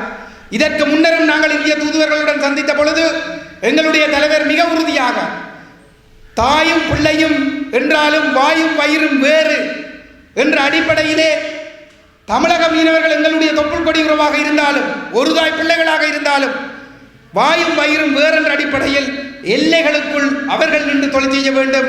எங்களுடைய எல்லைகளுக்குள் வந்து எங்களுடைய மக்களின் வயிற்றில் அடிக்கின்ற செயல்பாடுகளுக்கு ஒரு பொழுதும் இடமளிக்க முடியாது. ஒரு பொழுது இந்தியாவுடைய துணை தூதுவராக இருந்த பாலச்சந்திரன் அவர்கள் இங்கிருந்து இடமாற்றலாகி செல்வதற்கு முன்னர் நாங்கள் அவரை சந்திக்க வாய்ப்பு கிடைத்தது. அந்த சந்தர்ப்பத்திலே அவர் அந்த தொழில் மீனவர்களுக்கும் இதுதான் தொழில் செய்கிற இடம் என்று சொன்ன பொழுது உடனடியாகவே தலைவர் அந்த பதிலை அவருக்கு சொல்லியிருந்தார். ஏனைய இந்திய தலைவர்களுக்கு தூதுவர்களுக்கும் அந்த கருத்துக்களை நாங்கள் தொடர்ச்சியாகவே சொல்லிக் கொண்டு வந்திருக்கின்றோம். ஆனால் இந்த கடற்தொழில் சமூக மக்கள் இந்த நிலைப்பாட்டோடு நின்று தொடர்ந்து போராட வேண்டும். போராடினால் நிச்சயமாக எங்களுடைய இருப்பை பாதுகாத்துக் கொள்ளக்கூடியதாக இருக்கும். அந்த போராடுவதற்கான தலைமையை வழங்குவதற்கு எங்களுடைய தலைவர் தயாராக இருக்கிறார். வெறுமனே நாடாளுமன்றத்திற்குள் நீங்கள் பார்க்கிறீர்கள் என்பதற்காக மட்டும் அங்கே கருத்து சொல்லுவர் அல்ல எங்களுடைய தலைவர். மாறாக கொழும்பிலே ராஜதந்திரிகளை சந்திக்கின்ற பொழுதும், ஐநாவிலே ராஜதந்திரிகளை சந்திக்கின்ற பொழுதும் உறுதியாக இந்த நிலைப்பாடுகளை வலியுறுத்தி வருகின்ற தலைவர் தான் எங்களுடைய தலைவர். ஸ்ரீகாந்த் ஐயா ஒரு நீண்ட அரசியல் அனுபவம் கொண்டவர். ஆயுத போராட்ட அனுபவமும் ஜனநாயக போராட்ட அனுபவமும் தாராளமாகவே அவரிடம் குவிந்து கிடக்கிறது. எங்களுடைய தலைவர் சுட்டிக்காட்டியிருந்தார். தேசிய தலைவர் பிரபாகரன் உலகத் தமிழினம் தன்னுடைய தேசிய தலைவராக போற்றி கும்பிடுகின்ற ஒரு புகழ்பெற்ற ஒரு மாவீரன். அந்த மாவீரனுடைய தத்துவ ஆசிரியர், விடுதலைக்கான தத்துவத்தை அவருக்கு ஊட்டியவர் இந்த தீவகத்தினுடைய மைந்தன் என்பதை எங்களுடைய தலைவர் தன்னுடைய உரையிலே சொன்னார். ஸ்ரீகாந்த் ஐயாவும் சொன்னார். வீணவரட்னம் ஐயா தலைவர் பிரபாகரன் சொல்லி இருக்கிறார். தன்னுடைய தத்துவ ஆசிரியர் வீணவரட்னம் என்று சொல்லி தமிழரசு கட்சியினுடைய மூளையாக 49ஆம் ஆண்டில் இருந்திருந்தவர் 68 அவர் தமிழரசு கட்சி பிள்ளையாக செல்கிறது என்று முடிவெடுத்து அங்கிருந்து வெளியேறி சுயாட்சி கழகத்தை உருவாக்கிய பொழுது அதனுடைய முதலாவது மேடையிலே தன்னுடைய 18வது வயதிலே ஸ்ரீகாந்த் ஐயா அவர்கள் ஏறியிருந்தார். இங்கே எனக்கு முன்னர் உரையாற்றிய எங்களுடைய தலைவர் மற்றும் சிரேஷ்ட சட்டத்தரணி ஸ்ரீகாந்த் ஐயா உட்பட இனியவர்கள் அனைவருமே அனைத்து விடயங்களையும் மிகவும் தெளிவாக உங்களுக்கு முன்வைத்திருக்கின்றார்கள். இன்றைய இந்த காலகட்டத்திலே தமிழினம் மிகவும் ஒரு இக்கட்டான நிலையில் சிக்குண்டிருக்கின்றது. தமிழர்கள் விடுதலைக்காக ஆயுதமேந்தி போராடி ஒரு 30-35 ஆண்டுகள் ஒரு தியாகம் நிறைந்த பயணத்தை மேற்கொண்டிருக்கின்ற நிலையில் 50,000 மாவீரர்கள் களப்பலியாகி லட்சக்கணக்கான மக்கள் தங்களுடைய உயிர்களை தியாகம் செய்திருக்கின்ற நிலையில் விடுதலை வராதா என்று எங்களுடைய மக்கள் ஏங்கிக் கொண்டிருக்கின்ற சூழலில் தமிழர்களுடைய ஒற்றுமைக்கு முன்னால் சிங்கள தேசியவாதம் ஈடு கொடுக்க முடியாத ஒரு சூழலிலே விரலை வைத்து கண்ணை குத்துவது போன்று எங்களுடைய சமூகத்திற்குள் இருக்கக்கூடிய அற்ப சொற்ப சலுகைகளுக்கு விலை போகக்கூடியவர்களுக்கு சலுகைகளை கொடுத்து அவர்களை தமிழ் மக்களுடைய தலைவர்களாக்கி பேரினவாத அரசு தங்களுடைய நோக்கங்களை நிறைவேற்றிக் கொள்வதற்கு கங்கணம் கட்டியிருக்கின்றது. சந்திரிகா அரசு பிரேமதாசா, பின்னர் சந்திரிகா, பின்னர் மஹிந்த ராஜபக்ச, பின்னர் ரணில் மைத்திரிபால சிறிசேன, பின்னர் ரணில் விக்ரமசிங்க, பின்னர் கோட்டாபய ராஜபக்ச போன்றவர்கள் மாறி மாறி ஆட்சி பீடத்திற்கு வந்து அவர்கள் போர்கள் மூலம் எங்களுடைய தேசத்தை அழித்தொழித்து முடித்த நிலையிலே இப்பொழுது இந்த ஜேவிபி என்கின்ற இனவரை கும்பல் பசப்பு வார்த்தைகளை பேசிக்கொண்டு தாங்கள் ஒரு புரட்சியாளர்கள் என்றும் ஏழை மக்களுடைய பிள்ளைகள் என்றும் ஏழைகளுக்காகவே தங்களை அர்ப்பணித்து வாழ்ந்து கொண்டிருப்பவர்கள் என்றும் கதைகளை விட்டுக்கொண்டு எங்களுடைய மக்களை ஏமாற்றி வாக்குகளை கபலீகரம் செய்து எங்களுடைய தேசத்தை முழுமையாக ஒரு சிங்கள பௌத்த தீவாக மாற்றுவதற்கான முயற்சிகளிலே அவர்கள் மிக தீவிரமாக ஈடுபட்டிருக்கின்றார்கள். இது ஒரு மிகவும் ஆபத்தான ஒரு காலம். கடந்த 15 ஆண்டுகளிலே தமிழ் அரசியலில் இருந்து தமிழ் தேசியவாதத்தை நீக்குவதற்கு தமிழ் தலைவர்களே துணை போயிருக்கின்ற ஒரு சூழலில் அவர்கள் தங்களுடைய பங்குக்கு செய்யக்கூடிய காரியங்களை செய்து தமிழ் மக்கள் மத்தியில் இருந்த தேசிய உணர்வை சாகடித்து தமிழர்களை சிதறி சின்னாபின்னமாக்கி திக்கற்றவர்களாக ஆக்கிவிட்டிருக்கின்ற நிலையிலே இன்று ஆட்சிக்கு வந்திருக்கிற ஜேவிபியினர் சிதறி போயிருக்கிற தமிழ் மக்களை தம்முடைய வலைக்குள் இழுத்து போட்டு இங்கே இனப்பிரச்சனை இல்லை, அனைத்து பிரச்சனைகளும் தீர்ந்து விட்டது என்று காட்டிக்கொள்வதற்கான ஒரு முயற்சிகளை செய்து கொண்டிருக்கின்றார்கள். அந்த வகையில் கடந்த ஜனாதிபதி தேர்தலும் பாராளுமன்ற தேர்தலிலும் தங்களுக்கு தமிழ் மக்களிடமிருந்து கிடைத்த அற்ப சொற்ப வாக்குகளை வைத்துக்கொண்டு தமிழ் மக்கள் தமிழ் தேசியவாதத்தை கைவிட்டு விட்டார்கள். தமிழ் தேசியவாதம் என்பது தமிழ் மக்களுடைய நிலைப்பாடல்ல, மாறாக தமிழ் மக்கள் மத்தியில் இருக்கக்கூடிய இனவாத கட்சிகளுடைய நிலைப்பாடுதான். அது மக்கள் தங்களோடு இணைந்து கொள்கிற பொழுது அங்கே எந்த விதமான பிரச்சனைகளும் இல்லை. அங்கே இது நாடு எல்லோருக்கும் சொந்தமானது, வடக்கு கிழக்கு தெற்கு என்ற எந்த பேதங்களும் இல்லை. ஆகவே இந்த இனவாதிகளை தமிழ் இனவாதிகளை தோற்கடித்து விட்டால் இலங்கையில் எந்த பிரச்சனையும் இல்லை என்று சொல்லி சர்வதேச சமூகத்தை ஏமாற்றி தமிழர்களை ஒரு அழிவுக்குள் கொண்டு செல்லுகின்ற முயற்சியிலே ஜேவிபியினர் தீவிரமாக ஈடுபட்டிருக்கின்றார்கள். இந்த நேரத்திலே எங்களுடைய மக்கள் மிக விழிப்பாக செயல்பட வேண்டும். அனுரகுமார தேர்தலிலே போட்டியிடுகின்ற பொழுதும் பாராளுமன்ற தேர்தல் காலப்பகுதியிலும் சொன்னார், கடந்த ஆட்சியாளர்கள் இனவாதமாக செயல்பட்டமையினால் தான் இலங்கையிலே இனப்பிரச்சினை நடந்தது என்றும் தாங்கள் அந்த இனவாதத்திற்கு இடமளிக்காமல் எல்லாரையும் அரவணைத்து செயல்பட்டால் இந்த பிரச்சனைகள் அனைத்தும் தீர்த்து வைக்கப்படும், தமிழர்களுடைய எதிர்பார்ப்புகள் அனைத்தையும் தான் நிறைவு செய்து வைப்பேன் என்று வாக்குறுதிகளை கொடுத்து இந்த தேர்தலிலே தமிழ் மக்களிடமிருந்து கணிசமான வாக்குகளை பெற்றுக் கொண்டார்கள். அவ்வாறு வாக்குகளை பெற்றுக்கொண்ட பிற்பாடு அவர் ஒரு கன்னி வரவு செலவு திட்டத்தை கடந்த மார்ச் மாதம் 21ஆம் தேதி நாடாளுமன்றத்திலே நிறைவேற்றி இருக்கின்றார். அந்த வரவு செலவு திட்டம் யுத்தத்தால் அழிந்து போன வடக்கு கிழக்கை முற்றாக புறக்கணித்து சிங்கள பௌத்த தேசியவாதத்தை மட்டும் வளர்த்தெடுக்கின்ற நோக்கத்தோடு அந்த வரவு செலவு திட்டம் தயாரிக்கப்பட்டிருக்கின்றது. வடக்கிலே வவுனியாவில் 1500 சிங்கள குடியேற்றங்களை குடியேற்றுவதற்கு ஏற்ற வகையிலும், கிழக்கிலே மயிலத்தமடு மாதவனை உள்ளிட்ட பல இடங்களிலே சிங்களமயமாக்கல்களை செய்கின்ற வகையிலும் மற்றும் பௌத்தமயமாக்கல்களை உள்ளடக்கியதாகவும் அந்த வரவு செலவு திட்டம் அமைந்திருக்கின்றது. அந்த வடகிழக்குக்கு நிதி ஒதுக்கீடுகளை செய்யாத ஒரு இனவாத வரவு செலவு திட்டம் ஒன்றை அனுரகுமார திசாநாயக்கா தன்னுடைய கன்னி வரவு செலவு திட்டமாக சமர்ப்பித்து நிறைவேற்றி இருக்கின்றார். இதுதான் அவர் இனவாதம் இல்லாமல் மதவாதம் இல்லாமல் தமிழர்களை அரவணைத்து முன்னோக்கி செல்வதற்கு அவருடைய செயல்பாட்டினுடைய லட்சணமாக இருக்கிறது. அந்த இங்கே துரதிர்ஷ்டம் என்னவென்று சொல்லி சொன்னால், வடக்கு கிழக்கை முற்றாக புறக்கணித்து எங்களுடைய மக்களின் அபிவிருத்தியை முற்றாக புறக்கணித்து அவர் கொண்டு வந்திருக்கிற அந்த வரவு செலவு திட்டத்தை 21ஆம் தேதி வாக்கெடுப்புக்கு வருகின்ற பொழுது எங்களுடைய அரசியல் இயக்கத்தினுடைய தலைவர் கஜேந்திரகுமார் பொன்னம்பலம் மாத்திரம்தான் அதில் உள்ள குறைபாடுகளை சுட்டிக்காட்டி வடக்கு கிழக்கிலே எங்களுடைய மக்களின் பொருளாதார அபிவிருத்திக்கான நிதி ஒதுக்கீடுகள் செய்யப்படவில்லை என்பதனையும், மாறாக இலங்கையினுடைய ஆயுதப்படைகளிலே 20 டிவிஷன் படைகளில் 16 டிவிஷன்கள் வடக்கு கிழக்கிலே நிறுத்தப்பட்டிருக்கிறது. அதிலே கிழக்கிலே 4 வடக்கிலே 12 டிவிஷன் படைகளும் நிறுத்தப்பட்டிருக்கின்றது. இந்த படைகளுக்குரிய இராணுவ ஒதுக்கீடுகள் முன்னரை விட அதிகரிக்கப்பட்டிருக்கிறது. முல்லைத்தீவிலே 10 பேர் பொதுமக்களுக்கு ஒரு இராணுவம் என்ற அடிப்படையில் படைகள் குவிக்கப்பட்டிருக்கிறது. வடகிழக்கு முழுவதும் இராணுவமயமாக்கப்பட்டிருக்கிறது. ஆகவே இவ்வாறான ஒரு வரவு செலவு திட்டத்தை நாங்கள் ஆதரிக்க முடியாது என்பதனை சுட்டிக்காட்டி அந்த வரவு செலவு திட்டத்தை எதிர்த்து வாக்களித்த தலைவராக எங்களுடைய தலைவர் இருக்கின்றார். அவர் மாத்திரம்தான் அந்த அரசிடம் இந்த வரவு செலவு திட்டத்துக்கு எதிராக ஒரு வாக்கெடுப்பு நடத்தப்பட வேண்டும் என்பதில் உறுதியாக இருந்து தன்னுடைய நிலைப்பாட்டை பதிவு செய்திருக்கின்றார். ஏனையவர்கள் என்ன செய்தார்கள் என்று உங்கள் முன் பலர் வருகிறார்கள். என்பிபியில் இருந்து வருகிறார்கள். இங்கே என்பிபியில் இருப்பவர்களும் வேட்பாளர்களாக இருக்கிறார்கள். உங்களுக்கு அபிவிருத்தி செய்து தரப்போவதாக சொல்கிறார்கள். ஆனால் என்பிபியினுடைய வரவு செலவு திட்டத்திலே இந்த பிரதேச அபிவிருத்திக்காக நிதி ஒதுக்கீடுகள் இல்லை. நிதி ஒதுக்கீடு இல்லாத வரவு செலவு திட்டத்தை என்பிபி அரசாங்கமே நிறைவேற்றி இருக்கின்ற நிலையிலே என்பிபி அபிவிருத்தி செய்து தரும் என்று சொல்லிக்கொண்டு உங்கள் முன்னால் என்பிபி கட்சியிலே அற்ப சலுகைகளுக்காக வேட்பாளர்களாக வருகிறார்கள் என்று சொன்னால் நீங்கள் நன்றாக புரிந்து கொள்ள வேண்டும்.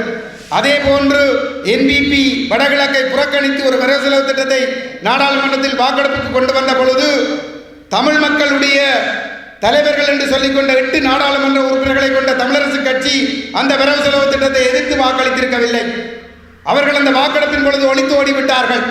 அவர்கள் அனுர அரசாங்கத்தோடு டீல் அடித்துக் கொண்டு தங்களுடைய தனிப்பட்ட சலுகைகளை உறுதிப்படுத்தி கொண்டு அனுர அரசுக்கு சர்வதேச மட்டத்திலே சங்கடத்தை ஏற்படுத்தக்கூடாது, சர்வதேச நிதி நிறுவனங்களில் இருந்து கிடைக்கக்கூடிய நிதி கிடைப்பதை தடுக்க குழப்பக்கூடாது என்பதற்காக அவர்கள் நிதி ஒதுக்கீடு இல்லாத வரவு செலவு திட்டத்திற்கு எதிராக வாக்களிக்காமல் ஒழித்து சென்றிருக்கின்றார்கள். சங்கு சின்னத்திலே இருக்கின்ற பாராளுமன்ற உறுப்பினர் செல்லும் அடைக்கல்நாதன் அவர் 2ஆம் வாசிப்பு மீதான வாக்கெடுப்பிலே ஆதரித்து வாக்களித்திருந்தார். அவர் வன்னி மாவட்டத்தைச் சேர்ந்த நாடாளுமன்ற உறுப்பினர். அவருடைய வன்னி தேர்தல் தொகுதிக்குள்ளே தான் அந்த 1500 சிங்கள குடியேற்றங்கள் கீழ் மல்வத்துவயா திட்டத்தின் மூலம் அனுராபுரம் மாவட்டத்தில் இருந்து கொண்டு வந்து குடியேற்றப்பட இருக்கிறார்கள். அவ்வாறான ஒரு நீர்ப்பாசன திட்டத்திற்கும் அங்கே நிதி ஒதுக்கீடு இருக்கிறது. அது தெரிந்து கொண்டும் அந்த விடயத்தை நாடாளுமன்றத்திலே சுட்டிக்காட்டி எங்களுடைய தலைவர் கஜேந்திரகுமார் பொன்னம்பலம் நாடாளுமன்றத்திலே உரையாற்றினார். கீழ் மல்வத்துவோயா திட்டத்தின் கீழ் தந்திரிமலை பகுதியிலே ஒரு நீர்த்தேக்கம் ஒன்றை அமைக்கின்ற பொழுது 1500 சிங்கள குடும்பங்கள் காணிகளை இழப்பதாகவும் அந்த மக்களுக்குரிய காணிகளை செட்டிக்குளம் வவுனியாவிலே செட்டிக்குளம் பகுதியிலே சிங்கள மக்களுக்கு வழங்கப் போவதாகவும் அங்கு திட்டம் இருக்கிறது. அதற்கும் சேர்த்துத்தான் அந்த நிதி ஒதுக்கீடு செய்யப்படுகிறது. நீங்கள் ஒரு சிங்களமயமாக்குகிற நோக்கத்தோடு தான் இந்த நீர்ப்பாசனத்தை செய்கிறீர்கள். இவ்வாறான ஒரு நீர்ப்பாசனத்தை நாங்கள் எதிர்க்கிறோம் என்பதனை எங்களுடைய தலைவர் பதிவு செய்தார். அவர் அந்த உரையை நிகழ்த்துகிற பொழுது நாடாளுமன்றத்திலே அவருடைய கதிரைக்கு பக்கத்து ஆசனத்திலே அமர்ந்திருந்து தலையாட்டி கொண்டிருந்தவர் இந்த செல்லம் அடைக்கலநாதன் பாராளுமன்ற உறுப்பினர். அந்த உரைக்கு பிற்பாடும் அந்த வாக்கெடுப்பு நாடாளுமன்றத்துக்கு வருகின்ற பொழுது அந்த வரவு செலவு திட்டத்துக்கு எதிராக வாக்களிக்காமல் அவர் ஒளிந்து ஓடினார் என்று சொன்னால் அவருக்கும் அனுரவோடு டீல் இருக்கிறது. உங்களுக்கு தெரியும், கடந்த காலப்பகுதியிலே பல பாராளுமன்ற உறுப்பினர்கள் சாராய பார்களை பெற்றுக்கொண்டு பெமிட்களை பெற்று கோடிக்கணக்கிலே விற்றுவிட்டு அரசாங்கத்துக்கு பல சந்தர்ப்பங்களில் எதிர்க்க வேண்டிய நேரங்களில் எதிர்க்காமல் இருந்தார்கள். சர்வதேச விசாரணை வேண்டாம், உள்ளக விசாரணைக்கு சந்தர்ப்பம் கொடுங்கள் என்று கேட்டார்கள்.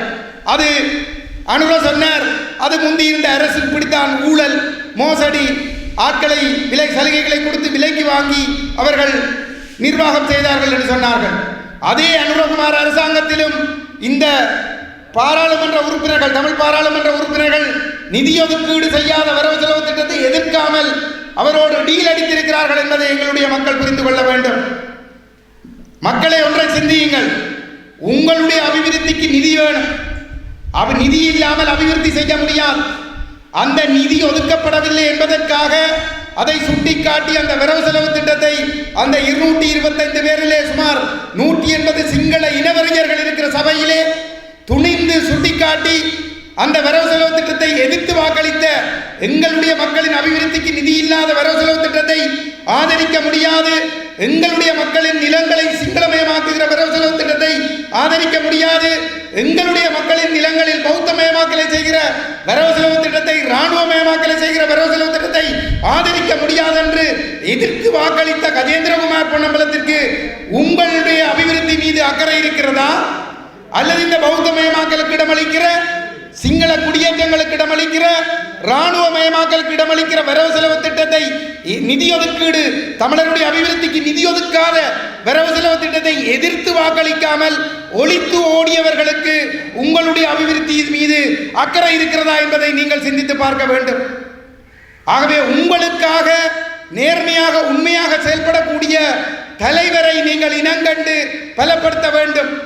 இங்கே பெருமதிப்புக்குரிய சிரேஷ்ட சட்டத்திரணி ஸ்ரீகாந்த் ஐயா அவர்கள் குறிப்பிட்டது போன்று இன்று தமிழர்களுடைய தேசத்திலே தமிழ் மக்களுடைய அரசியல் இலட்சியத்தின் மீது உறுதி கொண்டவர்கள், தமிழ் மக்கள் மீது நடந்த இனப்படுகொலைக்கு ஒரு சர்வதேச விசாரணை வேண்டும் என்பதில் உறுதியாக இருப்பவர்கள், வலிந்து காணாமலாக்கப்பட்ட தமிழர்களை கண்டறிய சர்வதேச விசாரணை வேண்டும் என்பதிலே உறுதியாக இருப்பவர்கள், போரால் அழிந்து போன வடக்கு கிழக்கை அபிவிருத்தி செய்த, வடக்கு கிழக்கு ஒரு விசேடமாக பாதிக்கப்பட்ட பிரதேசமாக பிரகடனப்படுத்தப்பட்டு விசேடமான நிதி ஒதுக்கீடுகள் மேற்கொள்ளப்பட்டு அபிவிருத்தி முன்னெடுக்கப்பட வேண்டும் என்பதிலே அக்கறையாக இருக்கக்கூடிய தரப்புகள் இன்று கஜேந்திரகுமார் பொன்னம்பலம் தலைமையிலே தமிழ் தேசிய பேரவையாக ஒன்றிணைந்து நிற்கிறார்கள். 2001 ஐக்கியத்துக்காக, இன விடுதலைக்காக தேசிய தலைவர் பிரபாகரன் கட்டியெழுப்பிவிட்ட தமிழ் தேசிய கூட்டமைப்பு தானாகவே தன்னை அழித்துக் கொண்டிருக்கிறது. தமிழரசு கட்சி தானாக தன்னை அழித்துக் கொண்டிருக்கிறது. சுமந்திரனுடைய ஆதிக்கத்துக்குள் சென்றுவிட்ட தமிழரசு கட்சி கொள்கையை கைவிட்டு சிங்கள பௌத்த பேரினவாதத்தினுடைய கைகூலி அமைப்பாக மாறிவிட்டது. சுமந்திரன் அதனை மாற்றிவிட்டார் என்பதற்காக அதற்குள் இருக்கக்கூடிய நேர்மையானவர்கள் அங்கிருந்து வெளியேறிவிட்டார்கள். தமிழரசு கட்சியினுடைய சிரேஷ்ட தலைவர்களில் ஒருவரான மதிப்புக்குரிய சட்டத்தரணி சிரேஷ்ட சட்டத்தரணி தவராச ஐயா தலைமையிலே ஜனநாயக தமிழரசு கட்சி என்று ஒரு அணி அங்கிருந்து வெளியேறி அவர்கள் இன்று கஜேந்திரகுமார் பொன்னம்பலம் தலைமையிலே தமிழ் தேசிய பேரவையாக இணைந்திருக்கிறார்கள் என்று சொன்னால், தமிழரசு கட்சி சுமந்திரனுடைய பிடிக்குள் அகப்பட்டு அது இன்று தமிழர்களை அடகு வைத்து விட்டது என்ற ஒற்றை காரணத்திற்காகத்தான் அவர்கள் அங்கிருந்து வெளியேறினார்கள். இங்கே கஜேந்திரகுமார் பொன்னம்பலம் அவர்கள் 15 ஆண்டுகளாக இந்த கொள்கையை கைவிடாமல் தன்னுடைய உயிரை பணயம் வைத்து இந்த மக்களுக்காக நேர்மையாக செயல்படுகிறார். கொள்கை ஒற்றியாட்சியை நிராகரித்து வருகிறார். தமிழ் தேசம் உரிமை சுயநிர்ணய உரிமை அங்கீகரிக்கப்பட்ட சமஸ்தி வேண்டும் என்பதிலே உறுதியாக இருக்கிறார். எங்களுடைய மக்களுடைய காணிகள் கபலீகரம் செய்யப்படுகின்ற பொழுது அந்த காணி அபகரிப்புக்கு எதிராக களத்திலே நின்று மக்களோடு போராடுகின்றார். எங்களுடைய மக்கள் மீது நடந்தது இனப்படுகொலை. அந்த இனப்படுகொலைக்கு ஒரு சர்வதேச குற்றவியல் விசாரணை நடத்தப்பட வேண்டும் என்பதனை ஒரு நாடாளுமன்றத்திலே ஒரு நாடாளுமன்ற குழு தலைவராக இருந்து கொண்டு ஐநா மனித உரிமைகள் பேரவைக்கும் கொழும்பில் உள்ள சர்வதேச ராஜதந்திரிகளுக்கும் வலியுறுத்துகின்ற ஒற்றை தலைவனாக கஜேந்திரகுமார் பொன்னம்பலம் மாத்திரம்தான் இருந்து வருகின்றார். வலிந்து காணாமலாக்கப்பட்டவர்களை கண்டறிய உள்ளக பொறிமுறைகள் உதவாது. இந்த காணாமல் போனோர் அலுவலகம், இழப்பீட்டு அலுவலகம் எல்லாம் காணாமல் போனவர்களை கண்டறியும் முயற்சிகளை நீத்து போக செய்வதற்கான சதி நடவடிக்கைகள். ஆகவே சுமந்திரன் ரணில் அரசோடு சேர்ந்து உருவாக்கிய காணாமல் போனோர் அலுவலகம், இழப்பீட்டு அலுவலகம் எல்லாம் இந்த காணாமல் போனவர்களுக்கு நீதி கிடைக்காமல் செய்வதற்கான ஒரு சதி என்பதனை சுட்டிக்காட்டி சர்வதேச விசாரணை நடத்தப்பட வேண்டும் என்பதை நேர்மையாக வலியுறுத்தி வருகிற ஒரே தலைவர், ஒரே பாராளுமன்ற குழு தலைவர் கஜேந்திரகுமார் பொன்னம்பலம் மாத்திரம்தான் என்பதனை புரிந்து கொண்டுதான் அனுபவங்களின் ஊடாக 15 ஆண்டுகள் உன்னிப்பாக அவதானித்த அடிப்படையிலே இந்த பெருந்தலைவர்கள் இன்று தமிழ் தேசிய பேரவையாக கஜேந்திரகுமார் பொன்னம்பலம் அவர்களை தமிழ் மக்களுடைய எதிர்கால தலைவராக முன்னிறுத்தி இருக்கின்றார்கள். ஆகவே இந்த சந்தர்ப்பத்தில் எங்களுடைய மக்கள் இந்த தலைமையை பலப்படுத்த வேண்டும். இந்த இனவாத ஜேவிபியை இந்த மண்ணில் இருந்து தோற்கடிக்க வேண்டும். ஜேவிபியினர் மிக கொடூரமான இனவரியர்கள். நாங்கள் நாடாளுமன்றத்தில் இருந்த பொழுது ஐயா ஸ்ரீகாந்தா உட்பட தலைவர் கஜேந்திரகுமார் பொன்னம்பலம் உட்பட நாங்கள் 22 பேர் 2004 இருந்து நாடாளுமன்றத்தில் இருந்த காலப்பகுதியிலே சமாதான முயற்சிகள் நடைபெற்றுக் கொண்டிருந்த காலப்பகுதியிலே அந்த சமாதான முயற்சிகளை குழப்பி ஒரு யுத்தத்தை உருவாக்குவதற்காக இந்த அனுரகுமார திசாநாயக்கா, இந்த பிமல் ரட்நாயக்கா, இந்த வெளிநாட்டு அமைச்சர் விஜித கேரத் உட்பட இந்த சந்திரசேகரன், சிங்கள பேரினவாதிகளுடைய எடுபிடி சந்திரசேகரன் உட்பட அனைவரும் வீதிகளிலே நின்று போராடினார்கள். நாடாளுமன்றத்துக்குள் நாங்கள் கருத்துக்களை சொல்ல முற்பட்டால் எங்களை அடித்து கொலை செய்வதற்கு வெறி கொண்டு எங்கள் மீது பாய்ந்தார்கள். அனுரகுமார் ஒரு சாதாரணமான ஒருவர் அல்ல, அவர் ஒரு மிக மோசமான இனவாதி. நீங்கள் எல்லோரும் நன்றாக புரிந்து கொள்ள வேண்டும். பிமல் ரட்நாயக்கா என்பவர் ஒரு சிரித்த முகத்தோடு எல்லோருடன் அன்பாக பழகுபவர். அந்த ஜேவிபியினர் எங்களை ஒரு மிக கொடூரமான புலியாக எங்களை நாடாளுமன்றத்துக்குள் பார்த்து கொண்டிருந்த நேரத்தில் கூட எங்களோடு நட்பாக பேசுகின்றவர் தான் இந்த பிமல் ரட்நாயக்கா. ஆனால் அந்த பிமல் ரட்நாயக்கா அந்த முகத்தோடு வலம் வந்து தமிழர்களை ஏதோ ஒரு வகையிலே வசப்படுத்தி கொண்டு இன்று சொல்கிறார், உப்புக்கு பேர் முக்கியமா ருசி முக்கியமா என்று கேட்கின்றார். அப்படி என்று சொல்லி சொன்னால் நீ அதற்கு தமிழில் பெயரை வைத்திருக்கலாமே, ஏன் அதில் சிங்களத்தில் பெயர் வைத்தாய்? ருசிதான் முக்கியம் என்று சொன்னால் ஏன் சிங்களத்தில் பெயர் வைக்க வேண்டும் என்று சிந்தித்தாய்? இவ்வாறு பேசி பேசியே தமிழர்களை கருவறுக்கின்ற ஒரு அணுகுமுறையை ஜேவிபி செய்து கொண்டிருக்கிறது. 2004 ஆண்டில் சுனாமி அழிவுக்கு பிற்பாடு இந்த ஏழை மக்கள் 30-20 ஆண்டுகள் யுத்தத்தால் அழிந்து போன மக்கள் சுனாமியால் பாதிக்கப்பட்டிருந்த போது அம்பாறையில் இருந்து யாழ்ப்பாணம் மன்னார் வரையான கரையோரத்திலே பாதிக்கப்பட்டவர்கள் முழு பேரும் கடத்தொழில் சமூகத்தை சேர்ந்தவர்கள், முழு பேரும் ஏழைகள். அந்த ஏழை மக்களுக்கு ஒரு குவளை தண்ணீர் கூட கொடுக்க கூடாது என்பதற்காக புலிகள் இயக்கத்தால் சர்வதேச சமூகத்தின் ஆதரவு